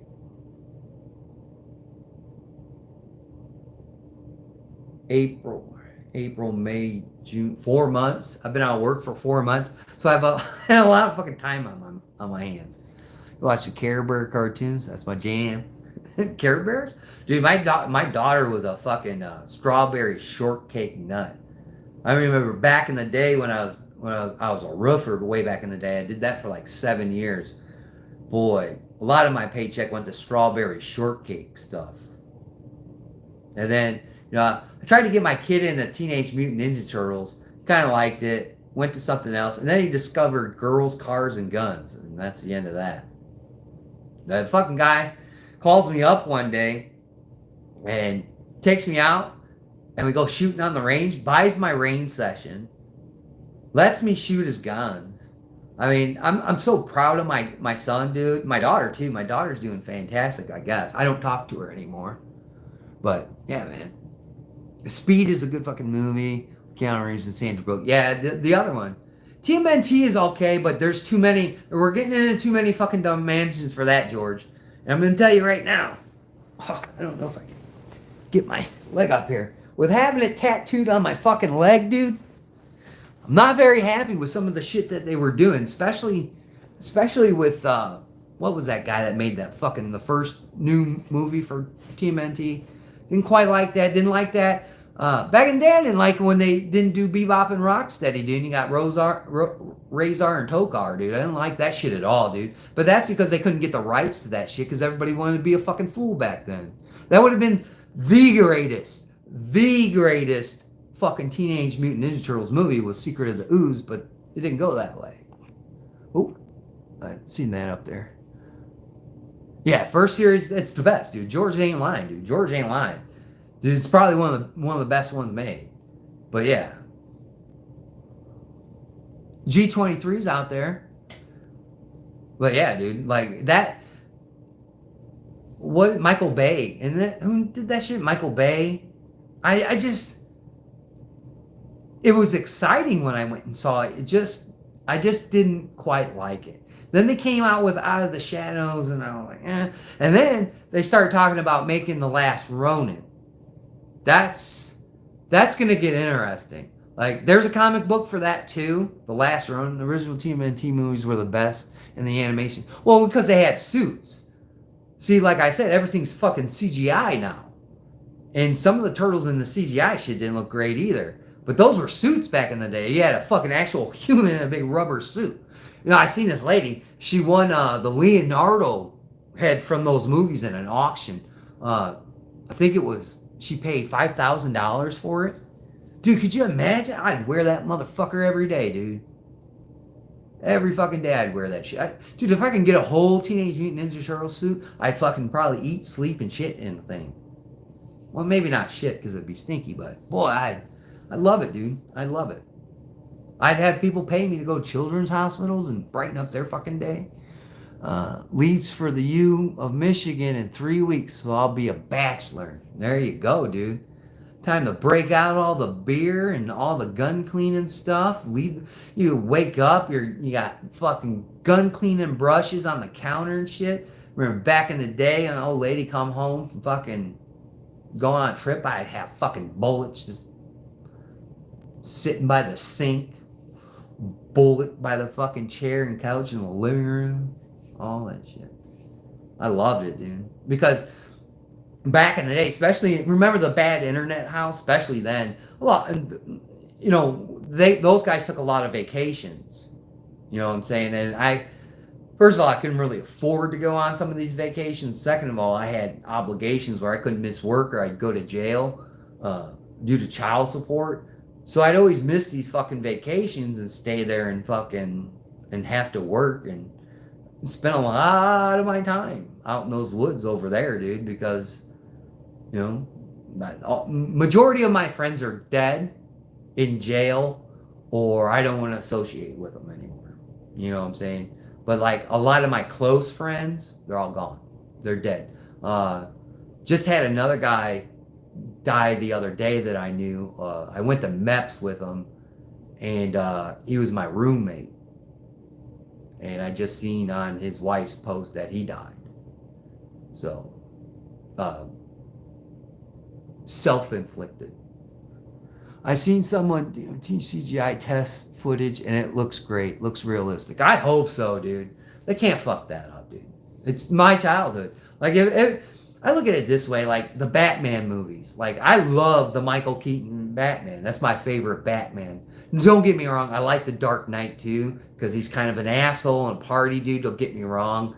But again, it's certain realms that you see that stuff in there. You know what I'm saying? So, I mean, as long as the stuff is done good and it just doesn't look totally shitty corny. I mean, there's been some really bad CGI fucking movies. Like Star Wars is on my top of the list of shitty CGI stuff. Like George Lucas, fuck, bro.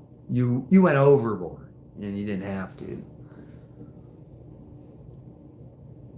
Yeah, G23 ain't lying. They could, dude, and then they think it's gonna like Hollywood. They're gonna make tons more money if they fuck it up like this, or they put a character in there that has no fucking point to be in there. Like, oh, and then they find out the hard way, and the fucking shit bombs at the box office and shit like that. Why do you put dumb shit in there? You know what I'm saying? Don't put dumb shit in there. You know, but yeah, for sure, man. Most definitely. Oh, I missed one. See, on my phone, I gotta keep on fucking. I wish it would just. I wish it would just stay up. Like it. Sometimes it'll stay up there for a minute, and then it'll just like right now, it's staying up there great. Like if you start commenting now, it's fucking fantastic. Then it just goes away, and there's not a fucking option on your phone. Keep that shit on there. Can I see top fans? I can't even see top fans. Like, I guess now, exploring YouTube and looking at my analytics today, because I did a lot of that today. Looking up my analytics, seeing what you guys are wanting to see, like, all that shit. Just trying to, I don't know, not stay competitive, not be, like, the top tier, but just to kind of stay competitive to keep my videos in the flow, dude. It's just so hard, man, looking at my analytics. You know what I'm saying? Like, I finally get a good stretch of women viewers and kids 18 to 25. And, you know, I don't do a whole lot of stuff for women. And, you know, it's just, I don't know what they like. So just trying to balance that content has been my issue. And then not having access to a ton of fucking internet is another fucking problem. Like, back in the days, I used to have that. I'm moving my content away from. I won't, dude. Looking at how TikTok treats me and how goofy Rumble is, this is the best place for me. Dude, all luck to you, man. All luck to you if you move away. But dude, I don't see YouTube going away anytime soon. I think I have more, like what we're doing now would be banned on TikTok. What you guys say in the chat, like if you say fuck this or something, boom. Smoking a cigarette, dude, automatically boom. Dude, ask your websites about it, dude. G knows, dude. If you thought TikTok, like, oh, dude, no, dude. TikTok is a place for scams and shit like that. Just paint your nails pink. Yeah, for that platform, oh, dude, that is so strewn to leftist propaganda, and they let the rights propaganda on there just to continue the libtardness. Like what we're talking right now, dude, would get you instantly banned. Instantly banned. Dude, this is how bad TikTok is. So there's a fucking dog video, because I like dogs more than I do love humans. And I was like, oh, that's going to be one dirty dog, because the dog was in a mud puddle. Dude, took away my comment and said it violated community guidelines, and then didn't reinstate it after it. Rumble allows you to handle firearms and shoot them in live streams. Yeah, but again, I don't know how that would, if I would want to fucking sit there and watch somebody shoot on a live, because I've shot on lives way back in the day on YouTube, and sometimes it would just kill the camera noise, or kill the noise for sound on the camera, like the report of the gun and shit like that, dude. And it was just, it's bad enough, especially when you're shooting inside. Great for the 99 people who watch videos on Rumble. Yeah, dude. I mean, yeah. Handling guns on a live stream would be great. I'd love to get the new CZ and the old CZ P10C and put them together and open them up live on camera and do that without having to stop, edit the video, put this in there, put that in there. Because I try and put words on there, because like Patriot in the Dark, I'm going to start putting captions on there since he pointed it out way earlier in his live chat, so people with disabilities can see what I'm saying, you know, in their perspective of life.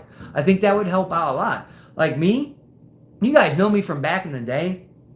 I was fucking up here back in the day. Now I'm here because I've learned the game. I've seen how it is, and you could kind of see that The turning of the gerbils in this head, dude. Of man, there's no point to sit there and scream. There's no point. These fucking people aren't going to listen to anyway. But if I can get a cordial amount of people to listen to me and we can kind of rant together, dude, that's all I need. I don't need some giant fucking echo chamber of some source of recognition like these other YouTubers do. I just don't, man. It's a lot better too, because if you saw like in the beginning of this year, dude, videos from like 5-6 years ago when they changed the community guidelines shit, dude, was so horrid, so fucking horrid, man.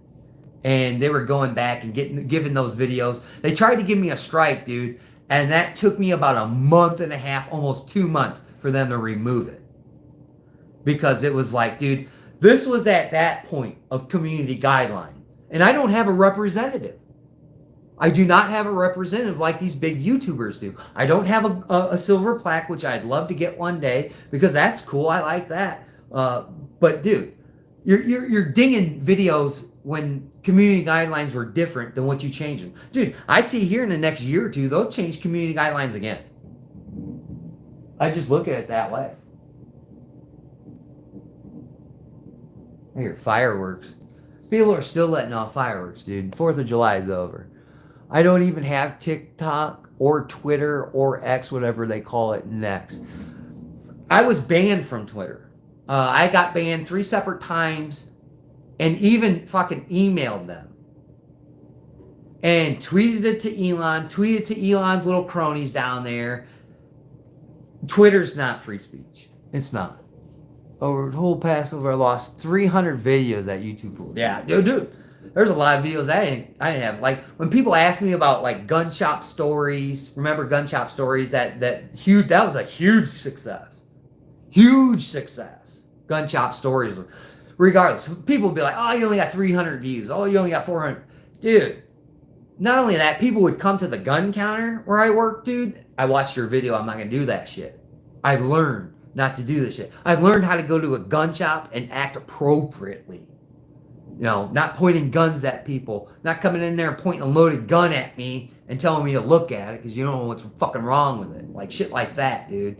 Like, I was actually teaching people of etiquette of being in a gun shop. You know what I'm saying? Like, that was a great series, but I had to take all those shit. Remember the short? All those guns that would come to the shop, dude. All those short series of the first looks at those guns. Yeah, I took all that shit out. I don't want to give those fucking people any kind of credibility, and I didn't want to give anybody else any information of where to go pick up these guns. I want that place to close. I want that place to fucking struggle and close. There's a couple people there that I care about. There's a couple people that I could definitely go downstairs right now, and if they were in the hotel right now, I'd go down there and have a conversation and buy them a beer. You know what I'm saying? So, I mean, it is what it is. So, I mean, I hurt my own channel by doing that. But in the end, I didn't want to give that shop any kind of credibility. I didn't want those people, I didn't want anybody to know what they had. I don't give a fuck, dude.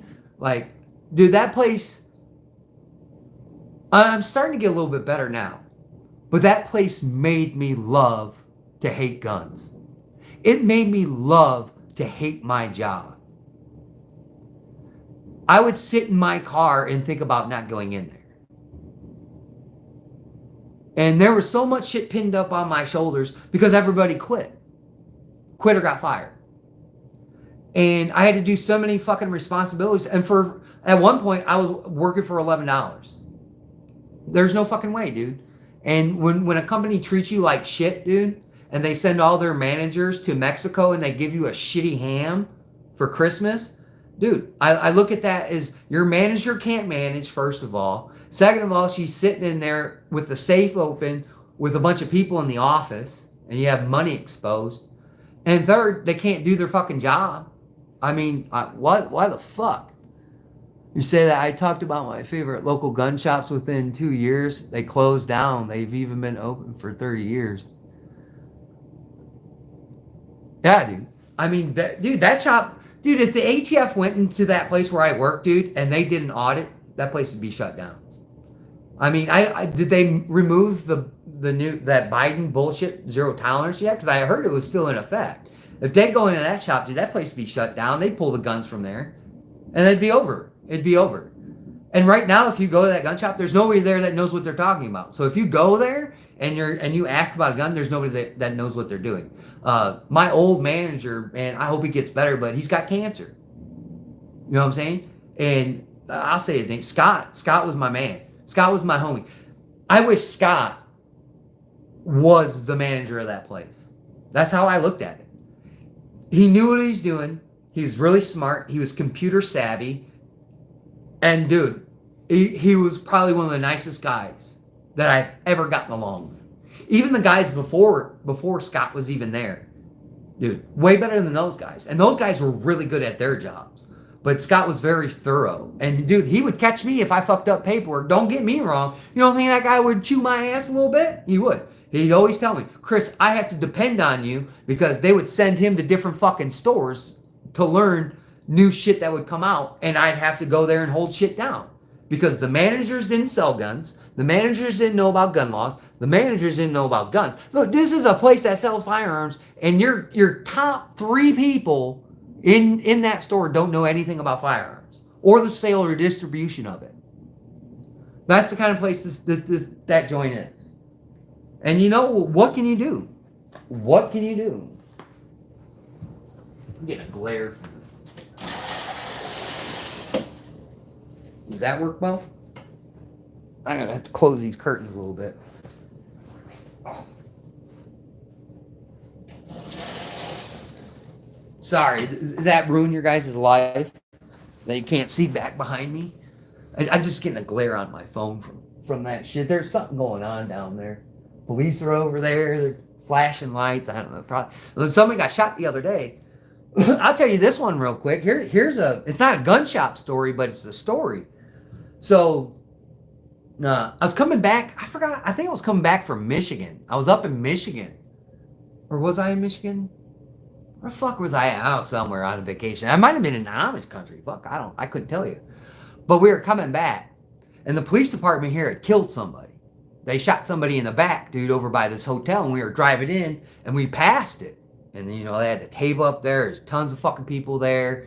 You know, I was like, oh, shit. Looked on the old Facebook and see what happened. Go to the gas station, right down the road from where this is going on. This has just happened. Go into the gas station. You have a drunk guy sticking his head up underneath the fucking fountain drinks or the slushies and taking drinks out of there, starting a ruckus with the fucking employees there. These employees, I shit you not, guys, are like 60 years old. Dude, it's like fucking 12 o'clock at night. This dude is screaming in my ear because he's behind me. So I went in there to get a dude and a pack of smokes. You know what I'm saying? Screaming in my ear. Dude, I turned around politely. I said, you need to quit screaming in my ear, sir. I'm like, these people are trying to do their jobs. You're stealing products, so they're going to be fucking shitty. Just let me get my shit and go. Turn around, boy. He said some shit to me. It didn't go off well. Dude, had the lady behind the fucking counter shaking. And I just leaned over, put my hand on her shoulder. I said, look, hon, just give me your change. Just give me the change that I need so I can get out of here. This fucking guy said something. I said, you're going to end up like the guy down the street, shot in the fucking back from somebody. Nobody's going to put up with your bullshit. And at that point, I've had it. I've had it at that point. You know how I get. Dude, when we can't be copacetic and we can't agree to disagree and you're going to keep fucking running that mouth, bad things aren't going to happen. And then he stuck his fucking hand in his pocket and said he had a gun. Boom. Out the door, dude. Because I didn't have my gun because I took it off. Fucking went in there, put that motherfucker right there. He didn't say nothing else. I have no problem pulling my pistol out, dude. Just no problem. And he didn't have a gun on him. And it's like, yeah, dude, don't threaten to shoot me and kill who I'm with. It's probably not going to end well. Probably not going to end well, dude. I can tell you a couple of stories that's happened around my town, dude. Walking home, dude, somebody talking shit. But, dude, when the gun comes out, dude, it's going to be a bad problem. And if you're going to tell me you're going to shoot me, you know, but, I mean, if I would have pulled the trigger, what would have happened? Nobody would have known, would they? But don't threaten my life, dude. Don't threaten my life, man. It's not going to end well. Those guys at that gun shop just in it for the paycheck, not for the customer. No, dude, they fucking suck, dude. They fucking suck, dude. It's one of the shittiest jobs, dude. I worked for some shitty places. Like roofing's on the bottom of the list. This place, this is like the second or third worst fucking job I've ever had in my life. And I've worked a ton of jobs in my life, man. Tons of jobs in my life. You know what I'm saying? One of the worst fucking jobs I've ever had. And I'm telling you, I hope that place fucking fails. Dude, there was times I would come in there on my days off because nobody would come to work. At one point, there was 3 people in that fucking place. The manager on duty, a cashier, and fucking me. That was it. And that place was getting robbed blind. Robbed blind from all the crackheads and weirdos and fucking no goods. And they wanted me to what? Chase people out? Chase people out? I remember one time they told me to do it. Go out there and try and stop somebody. Boy, that motherfucker pulled out a pistol. I walked with my ass right back into that store. I said, I'll never chase another motherfucker out of this store. No, it's still up and going, dude. Still up and going, but you just look at it. You look at that mentality that these people, that company, Runnings, it's called Runnings. That company does not give a fuck about its people. Didn't give a fuck about the letter I sent them. They just don't give a fuck about their employees. If they're willing to send all their managers to a fucking foreign country and give you a fucking ham for Christmas, it's one of the shittiest hams on the market, which is Smithfield Products.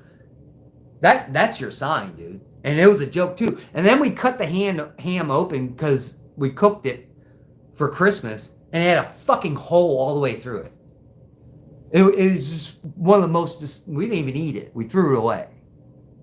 So, I mean, that's the kind of company those people are. Am I saying all those people are shit? No, but some of the people that came to help us set up this store when it was sold to these people, they were fucking useless. More useless than tits on a bowl. And that's hard to do. That's hard to do. And I'll never work for that company. I'll never shop at their stores because it's one of these companies that go buy struggling fucking stores. Like when that place first bought that company, when that place first bought that company and they came by the old gun counter and laid it on us how they wanted to do it, this company had already positioned themselves to buy my place. But the asking price was too high. The company that was trying to sell already knew they were going out of business, didn't tell us until like 2 weeks or a week before the sale of the company, and said, we don't know if they're going to close or not, but we're selling it to them and we're going to wash our hands of it. And then these people come in here saying, oh yeah, these guys that owned you, oh, they're a bunch of shit. We just waited for them until they couldn't wait it out anymore, and we bought it for cheaper than we ever could have thought it. That's the kind of fucking people these folks are. Am I hating on them for it? No, but nobody told us this, and this shit was dropped on us. Worst job from... Oh, dude, I will never fucking shop at their places. I'll never shop at their sister stores. Ever. I'll go and spend my money at RowCall before I do it at that place. Fuck that place, dude. They have my letter, so... There's no more going to sue me for defamation or anything. This shit was going on there. I have pictures. I have everything. Their building's not secure. It's only going to be a matter of time. And I bitched up and down about all of this. About the theft, about everything, dude. I would never fucking buy a gun from that place. And then they keep your shit when you buy a gun. This is the kicker. So the biggest thing that they were doing before I left there that I totally was pissed about, they would keep your personal information for their own shit. So if you bought a gun there, they would keep your personal information. Not just your 4473 in the cloud and shit, because they didn't do paper, but they would keep your personal information and keep you on file. That's what they would do. And if I found a gun shop keeping my personal information on file for anything other than keeping my 4473 records, dude, they would take your receipt and put it on there. They wanted your receipt number. So then if there wasn't, you were in question by authorities, all the authorities come in there and they print out your receipt because there was a number attached to your receipt, and then they give it to you. They give all your information up. These people would give you up in a heartbeat. In a heartbeat. You know what I'm saying? And keeping your private information for their own spectacle, dude, I thought was really fucking gross. I thought it was creepy and gross. And then they tried to tell us we had, like, if you answered a question wrong on a 4473, they would tell us to deny you that. One time. If you did that one time, they would tell you you can't sell this gun. And then they make a list of you. They were making lists of you. Look at my son and your good view outside, old man. Yeah, there was a good view earlier. If you go back in the beginning of the chat. But yeah, dude, I'd never buy shit from that place ever again. I'd never shop there. Like, even some of the old co-workers there will see me out in society and I'll ignore them until they're like, hey. And it's like, fuck you. I don't want to talk to you. I don't like you. I never liked you. I couldn't say this because if I said it, I would have got fired. But fuck you. Fuck the horse that you rode in on. And I hope you die of AIDS. You know what I'm saying? Shit like that. Like, there's people there I could not fucking stand. They would two-time and backstab you so fucking bad, dude. It was unreal. It was unrealistic. At my wedding, there's shit that was stolen at that store, and that shit was brought up at my wedding from the manager of that place. So imagine you getting married. This is your shit. This is your wedding day. Biggest fucking thing in your life, and you have your fucking store manager come in there asking you who stole shit. Like, you fucking know. Like, I've been gone half the week. I've been on fucking my bachelor stuff. I don't know. When is this shit taken? I wasn't even there. But you have the audacity to come here and start questioning me at my wedding? That's how those people were, folks. No bullshit. No bullshit. I walked away from the conversation. And I just hoped those fucking people would leave. And we invited them just to come and have a couple of drinks and shit. 67 rebels out there. But yeah, dude, that shit was... It was fucking nuts, man. It's probably one of the worst experiences. And I'm telling you, it made me hate to do my job. I did not like to sell guns. I did not like to talk about guns. I didn't even like to talk about gun laws at one point in that place. If you can believe it. Me, of all people, that's how it felt. And I felt that like right at the end. Right before I blew up, I felt like that months prior. Because there's no priority. There was no like, look, we need to nip this in the bud. Dude, they did an inventory, and their inventory was absolutely fucking hellacious. Especially their ammo inventory. Because they never locked up their ammo. Their shit was just sitting on the shelf. Criminals were just taking boxes and boxes and boxes of ammo. And they tell us to do an inventory at one point because, shit, dude, they had like $30,000, $20,000 of missing ammunition. Dude, that's devastating. Imagine if you were a small gun shop and you're missing $20,000 worth of ammo. Not too good, dude. Not too good. But what can you do? You know, what can you do? I was offered 2 jobs after I left this job right off the get. Right after I announced it on Facebook, like, look, guys, I don't work there anymore. So, I mean, if you have, you know, any kind of questions about guns, because people would come in there not to buy shit. They come in there asking questions about guns, question about their gun. Why is it doing this? Or what's better than this that I have here? And I'd be like, nothing. You know what I'm saying? And then, you know, I'd be like, well, look for this. Because they wouldn't let us order guns, too. We couldn't order guns and have them shipped to the place. They wouldn't let us do that. So it was like, they hamstrung us on everything. You know what I'm saying? But I was offered a job. And again, at that time, dude, I was like, no, I don't ever want to work behind. You go look at the comments from Squibby. When he commented on there, dude, I don't think I'll ever work behind another gun counter. It has to be my gun counter or somebody that I solely, truly trust. Like, truly trust. Like, if Armory 219 would come down the ladder and be like, hey, dude, we'd like for you to come work for us, I'd entertain that offer. But our local shop here, I said no. Then I was offered one in Valpo, and I said no. Dude, it really came down to the point, dude, where, no, dude, I did not want to be behind a gun counter at all. Am I thinking about it? There's only certain scenarios, like I said, if I own the motherfucker or 100%ly, I trust the people and they're not a corporation. It's not Bass Pro Shop, Cabela's. It's nothing like, I never want to work in that environment for firearms ever again. Ever again. Too hamstrung, and the people don't realize it. And a lot of those guys at some of those stores would think they were the shit because they shot competition. And you go and look at some of their videos and they shot like shit. And I'd be like, dude, go look at my buddy Foos. Because they would talk shit to me. You know what I'm saying? Because some of these guys came over when we were putting the store together. And I'd be like, dude, if you go look at my boy Foos, he'll chew you up and spit you out. You're not as good as you think. You know what I'm saying? And they always thought they were high and mighty. That was just the way that place was, man.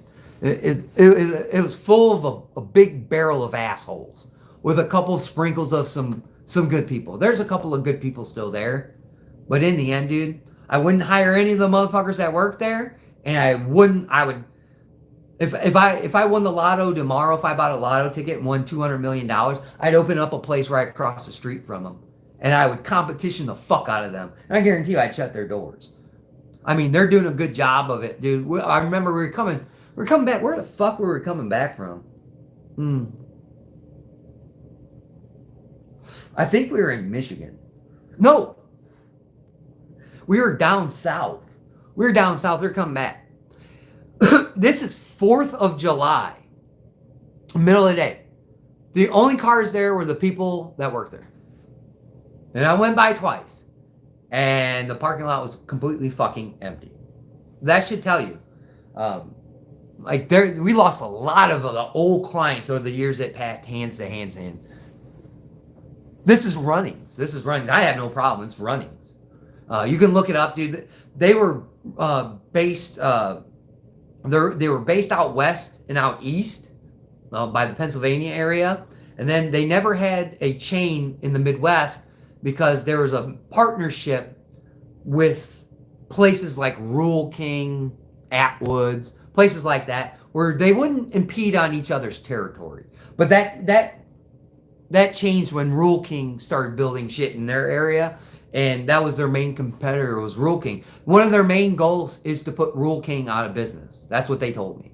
Like that guy that came there, they said their main goal was to put Rural King's gun counter out of business in this area. And to tell you the truth, Rural King has better shit than they do.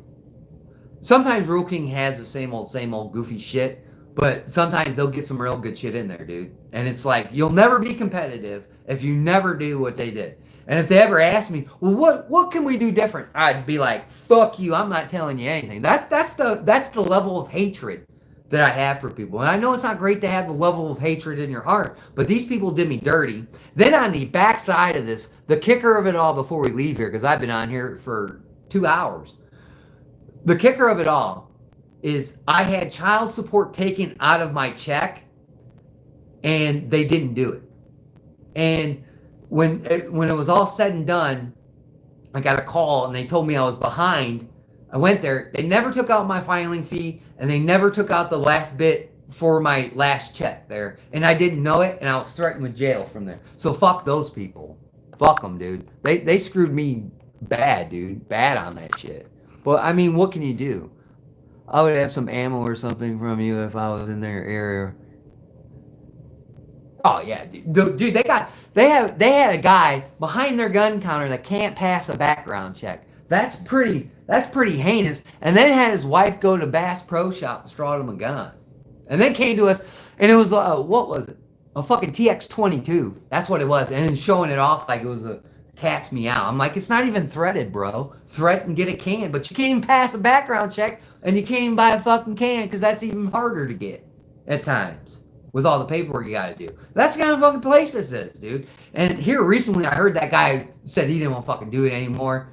And now he just does some bullshit in the back. Like they would have this guy come in. This guy would come in on his days off. They would pay him under the counter to fix shit. And he wouldn't come to his schedule fucking shit. His hours to come work on the clock. That's the kind of people they hire there. So, not very good. But, what can you do, dude? It's definitely in my top 5 of worst shit places to ever work, dude. You know, I never worked for a place like that. I never worked for Bass Pro Shops. I helped set up the store at Rural King, but the thing why I left Rural King was when they found out I worked for a place that used to be called Big R. And those people thought I was spying on them. And granted, when I left there, they fired everybody that I worked with there because they were all stealing everything out of there, left and right. So, I mean, yeah, in the end, dude, it was a good choice to leave there, but I went back to this old job because I was promised more pay and more leniency on some decisions that had to be made behind that counter, man. Because dude, when you got somebody in there strong, like we had, when Donald Trump, when his assassination took it down, we had people in there asking about guns that were used. What were they? What they look like, and they wanted to hold them. That's the kind of people that started coming in there around that time. And you got to be P's and Q's. What, you're going to sell a gun for somebody that wants one that looks like the one that shot Trump? You're going to sell a guy that kind of gun? No, man. Probably not, dude. You know, the antenna's got to come up at some point. You can be green around that counter for a little bit, but dude, I was thrown into the fire. Like, I researched this shit. At that time, the crazy Scotsman was behind the counter, and I asked him and relied on him. Like, I would text the fucking guy questions and shit. I would text the guy fucking questions and shit. Like, dude, what happens in this kind of scenario? How do you handle your shit? And he'd help me out a lot. But dude, when I first started working gun counter, dude, I had 3 weeks of training, and then I was on my own. That was it. Don't fuck up. That was what I was told. Don't fuck up. That's what I was told. You know, you could be really green. And then remember, I had to testify for a gun that I was sold. This is one of the companies that owned this place I worked at. I was subpoenaed. This company wouldn't even give me a lawyer. They didn't even talk to me about it. And it came from their shop. The gun came from their shop. And the guy used it in self-defense. And I was put on a witness stand and criticized by the prosecution. After the prosecution tried to coach me outside the courtroom before I took the stand. Don't talk about other guns he's got. Don't talk about how... Fuck. He's like, the first thing this fucking prosecutor does, right?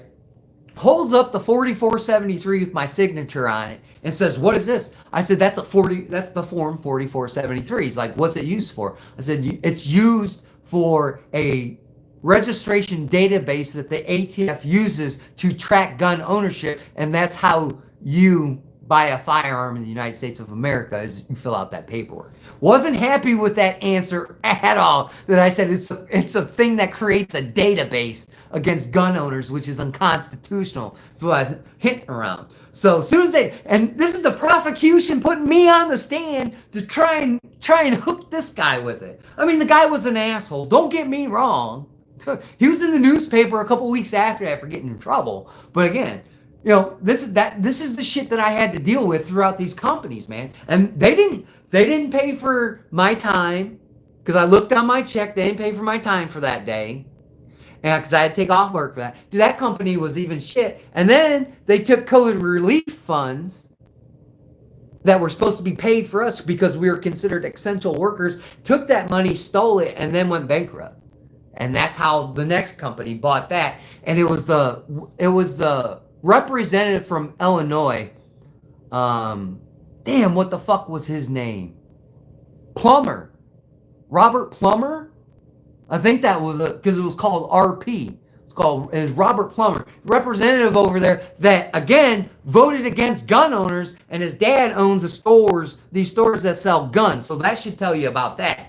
Boy, did I light his ass up because he has his own social media. He's a representative in Illinois. It's kind of fucked up that you went to a vote for Illinois for them to restrict rights of their citizens to own and operate firearms, and you own and operate businesses, your family does, that sell these firearms. It's like Pritzker's family having a fucking shooting range, and then him going around and shitting on everybody for having guns. That's the kind of shit that was going on there, man. It was that was an even more fucked up situation. Because we had a lot of fucking scumbags that came there. And the doozy of it all, folks, before we leave here, I was never allowed to carry a gun. I was never allowed to have a gun inside that store. Because it was against policy. And I don't know how many times I stepped outside after an altercation at the end of the night to smoke a cigarette, to be like, man, fuck, and look out the doors. You know what I'm saying? To make sure there's nobody fucking waiting to kill me. Because it happened to me one time. Fucking, I went to my car because I caught a guy trying to buy guns because he's basically on his phone asking his buddy what gun he wants.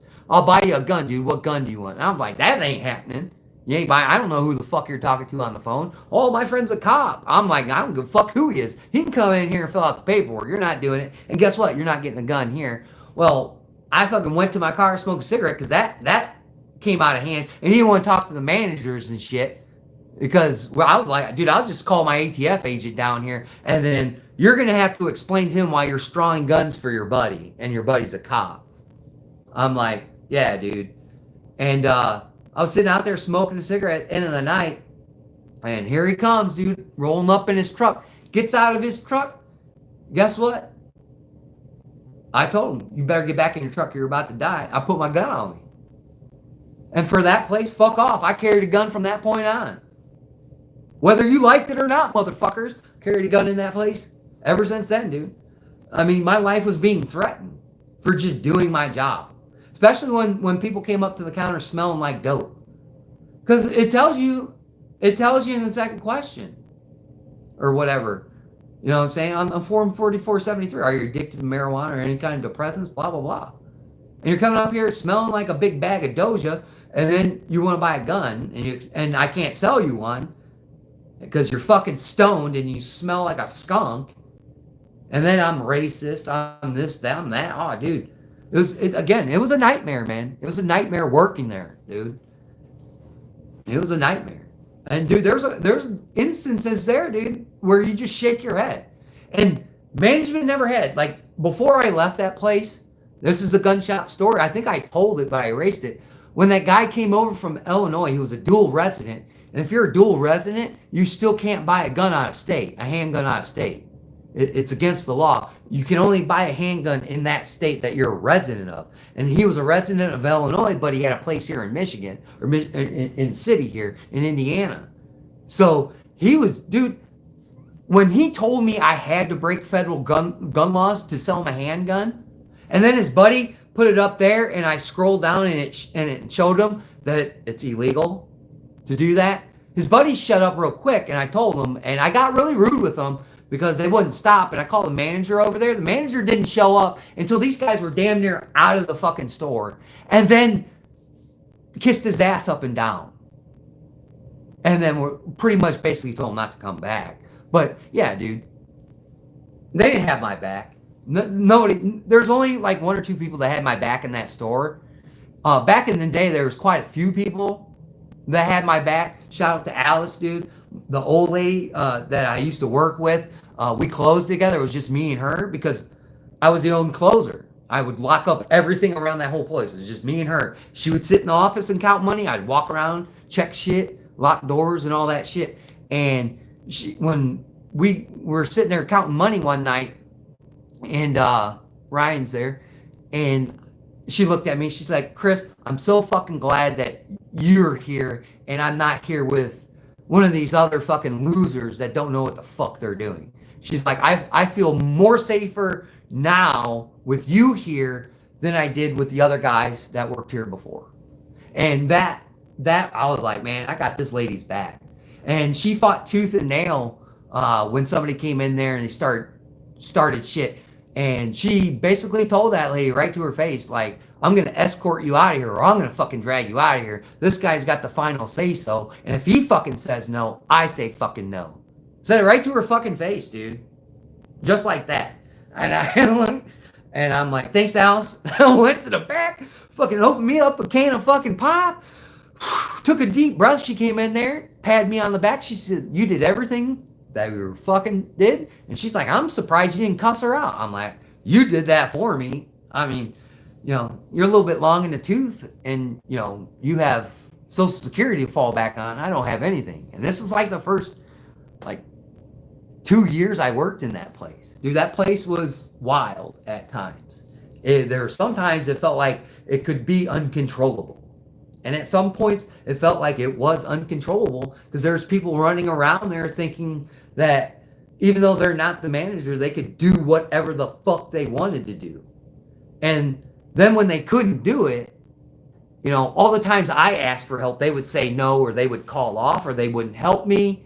Like, the last assistant manager there, my task, I had to build a wall, like a gondola wall, and he said he would help me. He never fucking helped me. Came over there one time, handed me a screw, never saw him for the rest of the day, and he was out in his car fucking doing drugs. So I mean, that's the kind of people that they hired there, dude. And it's probably one of the most fucking, and I didn't have no fucking respect for that motherfucker at that point either. And boy, the last time we had that meeting, I gave that motherfucker an earful. And dude, on site, if I ever run into that guy, I'll fucking hit that motherfucker in his mouth without hesitation. And he better understand that. Some of the shit that he said to me, insulting not only my intelligence, but my military service, dude. Fuck you, dude. You're about to get fucked up. And that's going to be on site if I ever run into this guy. You know what I'm saying? And it was fucked up because he was texting other fucking employees for drugs. Seeing text messages. And then one time when that guy that I talked about, that dual resident, came in there and started talking shit to me, he came in there because I told him I was going to quit. Because the way they handled it was asinine, and they kissed that guy's ass. You know what I'm saying? They kissed that guy's ass. And I was like, fuck this, I'm going to quit. You guys ain't got my back, I ain't got your back. And when that guy was in there, and I looked at him, I said, look, I don't have a fucking problem with you. This is before the conversation we had after this. I was like, I ain't got a problem with you, dude, but you're texting people for drugs, and you're a fucking loser, and you're not going to come in here and tell me how to do my fucking job. You're going to tell me you need me, because I know you need me, because you can't do this. Your buddy can't pass a background check, and nobody else wants to learn how to do this shit. Fuck you. Fuck you. Jesse's in the chat.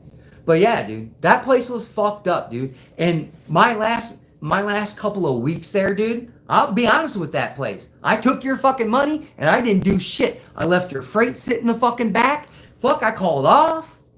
All that shit. Fuck you. Dude, that's what happens when you don't have the decency to at least give me a fucking raise. When the beginning of 2025 started and they called me in there for an evaluation, they told me I was above satisfactory, have a great day. Didn't give me a raise, didn't say shit, didn't do nothing. And then gave these fuckers trips to foreign countries, gave them raises and all the praise. Like, bitch, I put this store back together 4 separate fucking times while you twiddled your thumbs, cried in your car, didn't come to work. The manager did not come to work because she had a headache. Her kid's fucking crazy. She didn't feel like coming to work. People who took personal days because they said their mind wasn't right. This is the kind of shit I had to deal with. And like I said, there was 3 people in that fucking store. Me, a fucking cashier, and the manager on duty. And I got tired of that shit. And it came to a boiling point when I was coming up from southern Indiana. And I stopped at one of those stores the company that I work for, and all their shit was locked up. They had tons of people. Dude, I couldn't go down with an aisle without somebody asking me if I needed help in their store. Their store was clean. All of this shit. And that's what I've been begging for and walking through their sporting goods department. They had something on the glass where it said you couldn't take pictures. I always got shit on for people that want to take pictures. It was against their corporate policy to take pictures in store at the gun counter. Ron's out there. What's up, Ron? Dude, fucking crazy shit, dude, that I seen throughout this store. And I walked out of there with my mouth open and dragging on the ground and shook my head all the way back to here, saying, we've been asking for this the last 3 fucking years. And wonder if all the stores look like this, where everything's glassed up, where there's people on the floor constantly. They're working together. Their aisles are swept. They're like, this place's dog food and all their pet food and all their shit for animals always has bugs in it. Because bugs got into their warehouse and they didn't care and they shipped it to our stores. There's people going home staying home because they brought mites, dirt mites and dust mites home and brought it into their house because all their feed is contaminated. Some of their feed is still contaminated and they still have it on their shelves. How they're able to sell it, I don't know. The FDA and all the people that have to handle that shit need to go in there and talk about that. But there was times they were throwing out pallets and pallets and pallets of animal food because it had bugs, worms, all kinds of shit in it, dude. It was crazy. because people would come back and return the feed. They'd pour out feed, dude. There'd be dead mice in it. Shit like that. And they would sell it on the fucking thing. And then if it wasn't bad enough, when they would put this shit and try and throw it in a dumpster, these people that work there, their significant others, would come there into the dumpsters and take it and haul it off all to the dumpsters because they had many farms and they had animals and shit. And they just take it out of the dumpster. And we were told we couldn't do that. We were told we couldn't do that, but they do it anyway. That's the place, this is the company I worked for. And dude, all this shit was in my letter that I sent to him because I knew I was going to get fired. After that incident, as soon as I got in my car, I said, fuck it. I got in my truck, dude, at the end of that day on that Sunday, if they watch this video, on that Sunday, got in my truck, I said, well, I just sealed my deal. I sealed my faith. I need to go find another job. But first, I pulled the paper out because I wrote my resignation paper fucking on the time clock. Because fuck them, right? Use their computer, printed that shit out. Then fucking printed another letter out, put all that shit in there, and mailed it. Mailed it to them the next day. And still went to work the next day. And then I went to work. And, you know, people understood what I was saying. Some people thought I was kind of like targeting them. In my speech that I had, I told them no. I said, you need to go to these other locations and go look how well run these places are, and this place isn't. And they totally understood what I was saying. There's some people, even after I quit, they quit. That's just the way it was. Because they had enough of the bullshit. And that's how that job was, dude. And again, it made me rethink what I wanted to do in life. Because I could have stayed there for 15, 16 years, dude, and retired. But who wants to stay there when a place won't let you be creative, won't ask you for the input of what you should sell these fucking people, and they go off whims of what people are buying out west, 8 states over, where it's not even close in comparison to the nature that we have here. I'm telling you, they would send us off the wall cartridges. Like 454 Casul. Dude. And people would we'd have 70 boxes of 454 Casul or whatever fucking crazy around. And we'd have like 2 boxes of 9. And we'd be like, dude, order 9mm. Quit sending us crazy fucking cartridges that aren't used for anything specific to this area. Other than target shooting and thinking you're a badass. Like 50 BMG. Like you sent us 12 boxes of 50 BMG, but you sent us 2 boxes of 9, a box of 380 hollow points, and a box of 12 gauge. And that's all you sent. And I go into these other places that they ran, and their shelves are full with 9, with 380. And it's like, fuck. And well, there's a lot of theft. Well, that's because you're not putting up glass, and every fucking Tom, Dick, and Harry is walking through the aisle and swiping the fucking bags or boxes of ammo off your shelf because we've told you to fucking, unfortunately, put it behind glass. Half of the shit they put behind glass, half the shit they didn't. And it didn't make no fucking sense. And then when they do their audit for the ammunition, they'd be like, fuck, dude, there's 13, 14 boxes of 223, Coyote rounds missing. No shit, because they're not locked up and there's only so much shit. What am I going to do? Put different calibers, put 9mm 380 behind it, the glass, dude, and not have any fucking space? All you need to do is buy glass. You're a $1 billion company, but you can't buy 3 pieces of fucking glass and the shit to build it? Dude, their facility over here at this place anyways is so, dude, it's already been robbed. That place has already been robbed. That place was robbed when I worked there. And dude, never found those guns that were stolen out of that place either. It's because your security was shit then. We told them they were shit then. Dude, buy the unbreakable. You bought a gun counter with pretty much unbreakable glass in it, dude. Dude, I watched a video on this shit. Sledgehammers, everything. I mean, you probably shoot through it, but it was like basically damn near bulletproof. Because we put it together and we dropped the piece and it didn't shatter or nothing, dude. But you don't have your long guns behind that shit. Like you go to some, like, I tried to tell the broad they ran it. Dude, I've been to thousands of gun shops around this fucking country, and I've never seen the inept ability to protect your shit like I've seen here. I would have had the patience for those useless pricks. Dude, that's what dude, and I dealt with this shit for years, dude, for years. And finally, it came to my breaking point. And then before I started talking shit to these people, they had a 10-year plan. Check this out, guys. The funny shit about it, what really set me off. And I kind of went, in the meeting when they says, they had a 10-year plan to make profit. In 10 years, they'd make profit. In 10 years, I'm going to be 60 fucking years old, dude, or close to it. What the fuck? I gotta wait 10, what? Then you'll give me a raise by the time I'm fucking about to retire? Shit, fuck you. Good luck on your 10 fucking years. Good luck waiting for that to come around. You ain't gonna have shit on your shelves to make it. Because it's all stolen. And even today, I hear some people that catch me on the street, dude. And they're like, we don't shop there because you don't work there.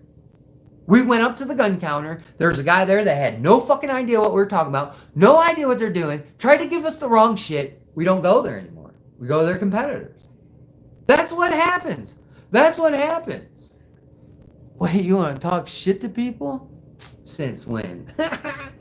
Dude, I'm just saying, dude. That place was a bad experience at the end, dude. There was really good highlights and spots. Dude, I remember the first time before it got sold, dude, our department led the entire store in sales. The entire store in sales. And I remember my old boss, Eddie, pointed to me and said, you had the highest selling total during the holiday weekend. Because I worked the night shift at that time. The lowest man on the totem pole. You don't get the privilege of the day shift. And he said, you did an amazing job. Eddie Zizek, if you're out there, dude, kudos to him. I like that. He never had a problem with him. He was just a little quirky. But he said, you did the best job out of the entire company, and we made the most off our gun counter than the entire company. And that you never got from these other people that own these businesses. You never got that kind of recognition. And then the guy bought me fucking lunch on top of it. So you can't fuck around. When a guy buys me a fucking pizza for lunch, dude, you're tugging at them fucking heartstrings at that point. But yeah, man, it was a learning situation when I first got in there, but it was a total devastation at the end of it. And it made me hate guns. It made me hate gun shops. There was a time where I wouldn't go to a gun shop because I didn't want to go there, dude. I just didn't want to go there. And, even visiting this store or this business, even that kid behind the counter was like, yeah, dude, ever since this one regional manager left, dude, we've been good. Like that regional manager he's talking about, his son would go to the high school here and talk tons of shit about that place, dude. Oh, my dad's favorite thing is to fire people, blah, blah, blah. He's saying this shit to these kids. Hey, for a business in this area, when you start saying that shit to these young kids, this is the workforce. These are the kids you come for the summertime to tote fucking bags of feed for carryouts and things like that. And I put that in the bottom of the letter. I remember writing it and chuckling. Good luck having your 60-year-olds fucking grab your bags of feed to carry out to the car when your regional manager's son running around there saying the best thing that his dad likes to do is fire people. Because you'll never have these kids come there. And guess what? Those kids quit.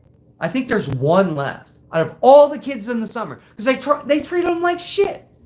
Even the guys that worked there treated those kids like shit. I gave them respect until they started to act up. And I told them, like, look, dude, just come here, make your money, and then you can go and fucking blow your money on cheeseburgers and movies and bitches. You know what I'm saying? That's what you do. Enjoy it when you're here. It's a cake-ass fucking job. And it's better than working at McDonald's. It's better than working in a fucking factory. It's air conditioning, and you can kind of slack off at times where you're not fucking sitting in 100-degree weather roofing a fucking house or fucking sitting in a mill shoveling fucking garbage in fucking cold temperatures or hot temperatures. It was a cake-ass job. The one kid latched onto what I was fucking saying. The other kids, no. And then they had nowhere to go and they went to the military. And a lot of these kids come back here and they're grown. The one girl, I remember the one girl, I told her everything about service, dude. Being in the military, from my experience, because she was going to different branch, she came back before I left, came directly to the gun counter and thanked me.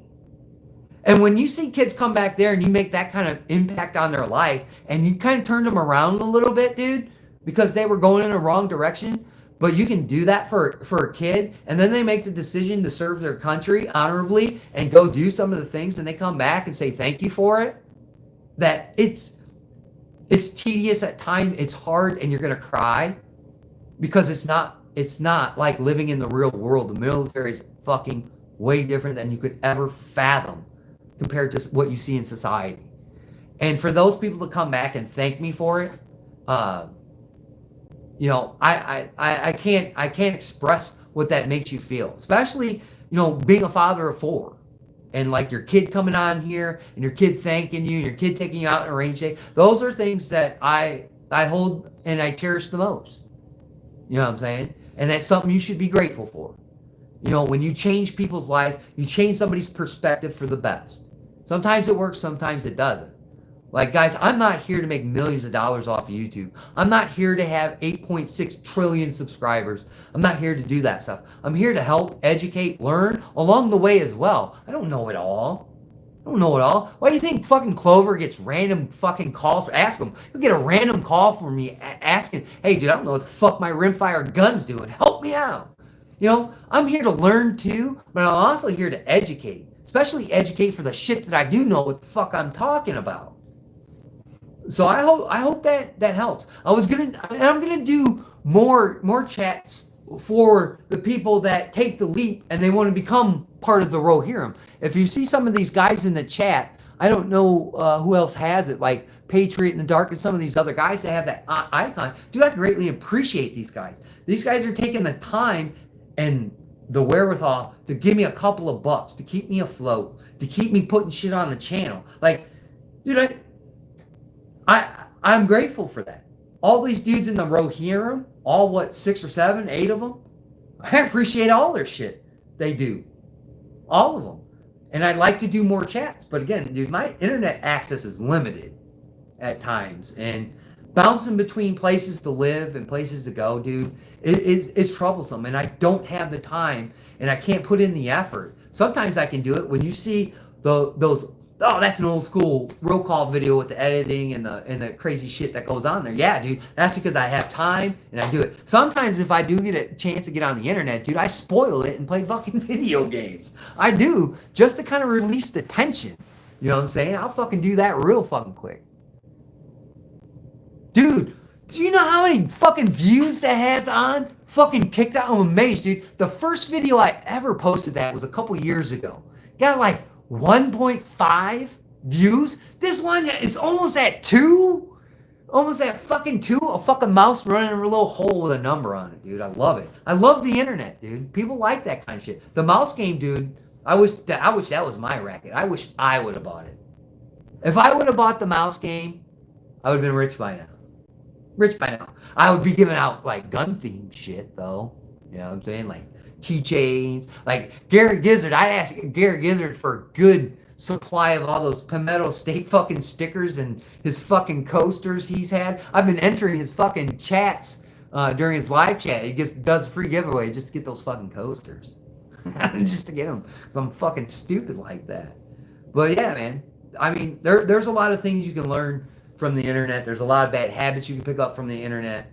And yeah, my whole preface is this. That guy that was talking shit to Yankee doesn't know what he's talking about. He's a complete asshat. I wouldn't listen to anything he did. And if you're a subscriber of that fucking moron, it's probably because you're his friends. Because that guy has no inkling of wanting to debate what was on that screen. And I thought it was really, really bad.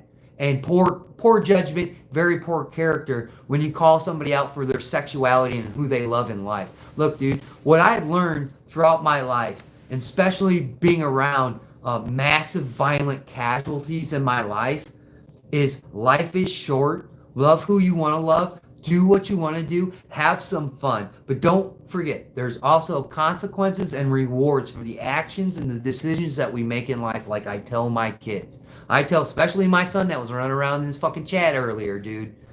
Be responsible with these guns that you have. Don't fucking lock them up. Keep them away from people that you don't want access to them. Be responsible. I trust my son enough. That's why he fucking carries a handgun. You know what I'm saying? And we'll be having shit come on there because we traded. Because he didn't like it. I don't know how you can't like an AK, but we're going to get down to this shit brass tacks. Again, back in the day, it was a lot easier just to come home and make a shooting video because I shot in my backyard. You guys know that. Shot in the backyard, shot on the farm. I had places to shoot. I have nowhere to shoot now, except for at my buddy's house. And I don't want to sit there and be a burden on him and be like, dude, I'm going to be out in your backyard for 5 hours shooting fucking videos and thumping steel, pissing your neighbors off. Dude's got a little kid in the house. Sometimes he lets us go over there and pop rounds off. But, you got to be responsible. There's rules for his range that you got to follow, dude. And you just got to do it. Same shit, that you kind of encounter in other places. You got to be respectful. I'm grateful to have that guy as my friend. I'm grateful he lets me shoot some of these shorts that you're seeing on his range, dude. It's a private range, dude. And try and go on, Thunder Ranch's range or the other guy out in Oregon. Try and go out there and just walk on their private ranges, dude. It's just not going to work. And when you get access to a private range, like Second Amendment Arms and Range over there in New Carlisle, I was fucking thrilled when that dude said I didn't have to pay for range time at any point again. And that's the plus, dude. That's what I look forward to. I look forward to forging relationships. You could always fall out of these relationships, but I try the best of my ability to keep these relationships intact. That's why I don't hang out with a lot of people on the internet, as you see Johnny B, Guns and Gadgets, all those guys. They're a tight group. But if you didn't know, Guns and Gadgets was hanging out with the Gun Channels group back in the day. He left everybody in the dust. And I'll tell you right now, I know some guys from Gun Channels, dude, that old crowd, that produce way better fucking videos than Johnny B or Guns and Gadgets combined. And they don't get the recognition. And these guys left those dudes behind for profit. And I think it's a fucking shame. And I suggest that you go and look at these guys' stuff and give them a lot of credit. Because their production value is there and their knowledge is there. They just don't get the recognition because they're not going to roll over, dude. They're just not.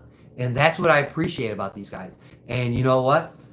More power to them, but they understand where they came from and where we came from. Oh, fuck. Ron's there for 33 months. I think somebody threw a fucking super chat in here. I can't see it. I don't know. It's going away. It comes away, it goes away. My daughter leaves in 3 weeks for college. I have a spare room if you ever need it. Dude, I'll come out there and hang out. Dude, shoot me your address. Dude, I got all the time in the world. I'll drive the critter getter, go up there, dude. I'll put some money together. We'll go out there and shoot. You know what I'm saying? I have no problem going out to places. Now that I have the time that I have on my hands, guys, I've done a lot of shit. If you guys see, I'm fucking a ballpark rat. I'm worse than the rats in the ballpark. I'm always lurking around the dugouts. Boy, I've been trying to get my foot in the door to get some kind of position in an organization around here, because that would take top nuts, dude. If I could coach, if I could throw batting practice and get paid for that shit, that's fucking money. Now that's why I go to the batting cages, dude. I had the worst. When you guys fucking better enjoy that video of me fucking hitting those baseballs. Because, boy, I had a fucking hip pointer for about a week. Dude, if you're laying on your side like this with your legs together, I couldn't even lift my fucking leg. That's how bad my hip was fucking hurting and swollen. And I put my heart and fucking soul in the effort of fucking hitting those baseballs for you guys. And I swung at a couple of good ones, too. And if they had that screen like they do nowadays where it shows you how far you hit the ball, dude, bombs, 400 feet. Put me in the game. I don't want to run bases. I want to eat fucking hot dogs and fucking run around the bases and be a pinch hitter. That's all I want to fucking do, man. That's all I want to do. I got time. I'm only, 44 years old? Come on, man. I can still play. Put me in there. Put me in there.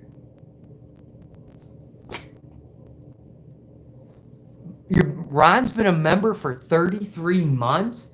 Fuck, Ron's been around. Dude, did you find he's finally good? He finally got it. So, the whole thing when you get the membership, you go through, like, if you look at Patriots, that's the old logo. That's when RowCall channel first really got its identity.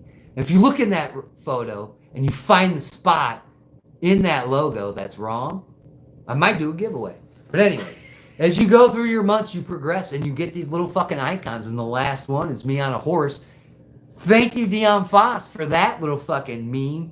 The meme he put on there. And you get that when you drag your ass through my shit as far as Ron has. Ron's a great supporter of the channel. You should go check out Ron. He's trying to get a hold of me on fucking Facebook and shit, but I was banned off Facebook last week. I got banned off Twitter and I logged out of my account. I haven't been on Twitter since then. Instagram, I was banned on Instagram for a minute. I got your message, Ron, today. And that was what, a week old?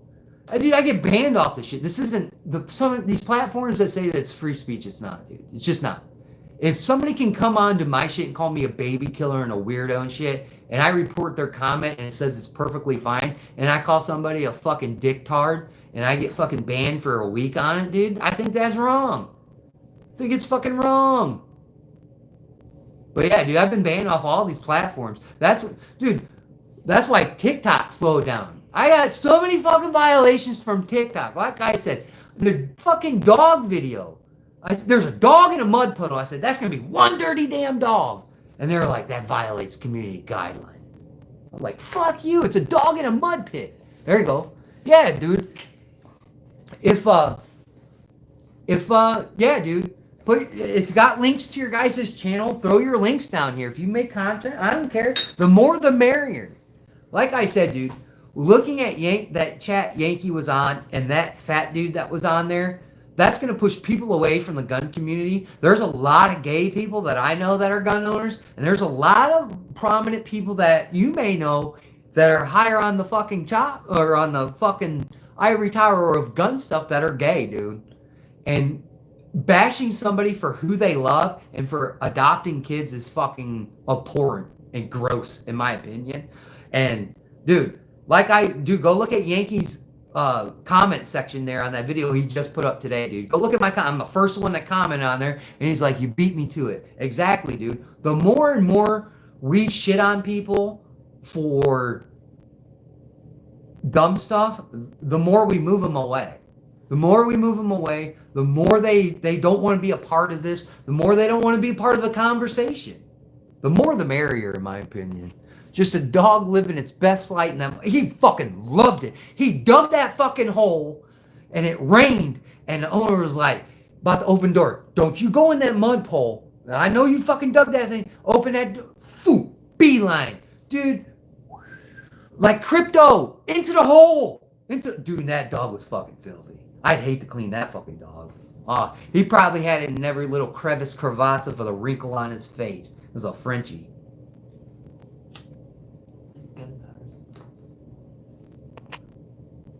Think starting a rehab house for gun people. You come and stay as long as you want, but you have to leave a gun behind. I'd be the first person there. As long as it's a toilet flush, it has toilet paper and cold running water, I'm down. And I can take a shower. I don't care if it's cold. What time is it? What time we have? Dude, I've been out here for almost 3 hours. All right. So I'm going to have to boogie, guys. Because I'm going to go down to the pool, and I'm going to put my old bones in a hot tub. All right? Because it closes at midnight, my time, which is the real time, which is Central Standard Time. All your guys' other times are wrong. But I'm going to get out of here. I'm going to go down to the pool. I'm going to sit these old bones in the hot tub, come up here. And I'll give you my thoughts on the first, if I finish it, the first season of Walking Dead, since this is my first time ever fucking watching it. And right now, I'm in the group with Shane, if Carol goes, and then the Chinese kid, Glenn. Those are the dudes I'm hanging out with because, well, fucking Shane has all the guns. Glenn's faster runner than me, so he can probably go and grab something before my fat ass. And Carol, she looks like she's gonna start putting a gun in her hands and be very proficient with it. From what I'm gathering here, because she finally learned that everything's dead in this world anyway, in this reality that we're watching here, that these people aren't human. Like, I have that feeling. This guy's like collecting these fucking walkers like baseball cards and putting them in a barn. Like, that's fucking weird, dude. Like, dude, even if you found a cure, what, you're gonna like inject them with the venom? Their fucking flesh is falling off, old guy. Dude, like I said, it would have been called Palmer Farms at this point, but that's just me and how I feel about it. But in the end. So thank you guys for coming. Thank you for watching this fucking live chat. I greatly appreciate it. Thank you for people that donated. Again, if you want to be part of the Rohirrim, you can get on the subscription channel stuff, and I'll post content there for you guys here in the next coming weeks of videos that are going to be coming out. I'm going to do that more often than just outright releasing the videos, and I'll just start doing more for the guys that do the subscription-based viewership, because you guys deserve it. Stay safe out there. Stay strapped or get clapped. Just be vigilant. Keep your head on the fucking swivel, man, and be proficient and be safe. Like always, guys, we'll catch you on the next one. All right?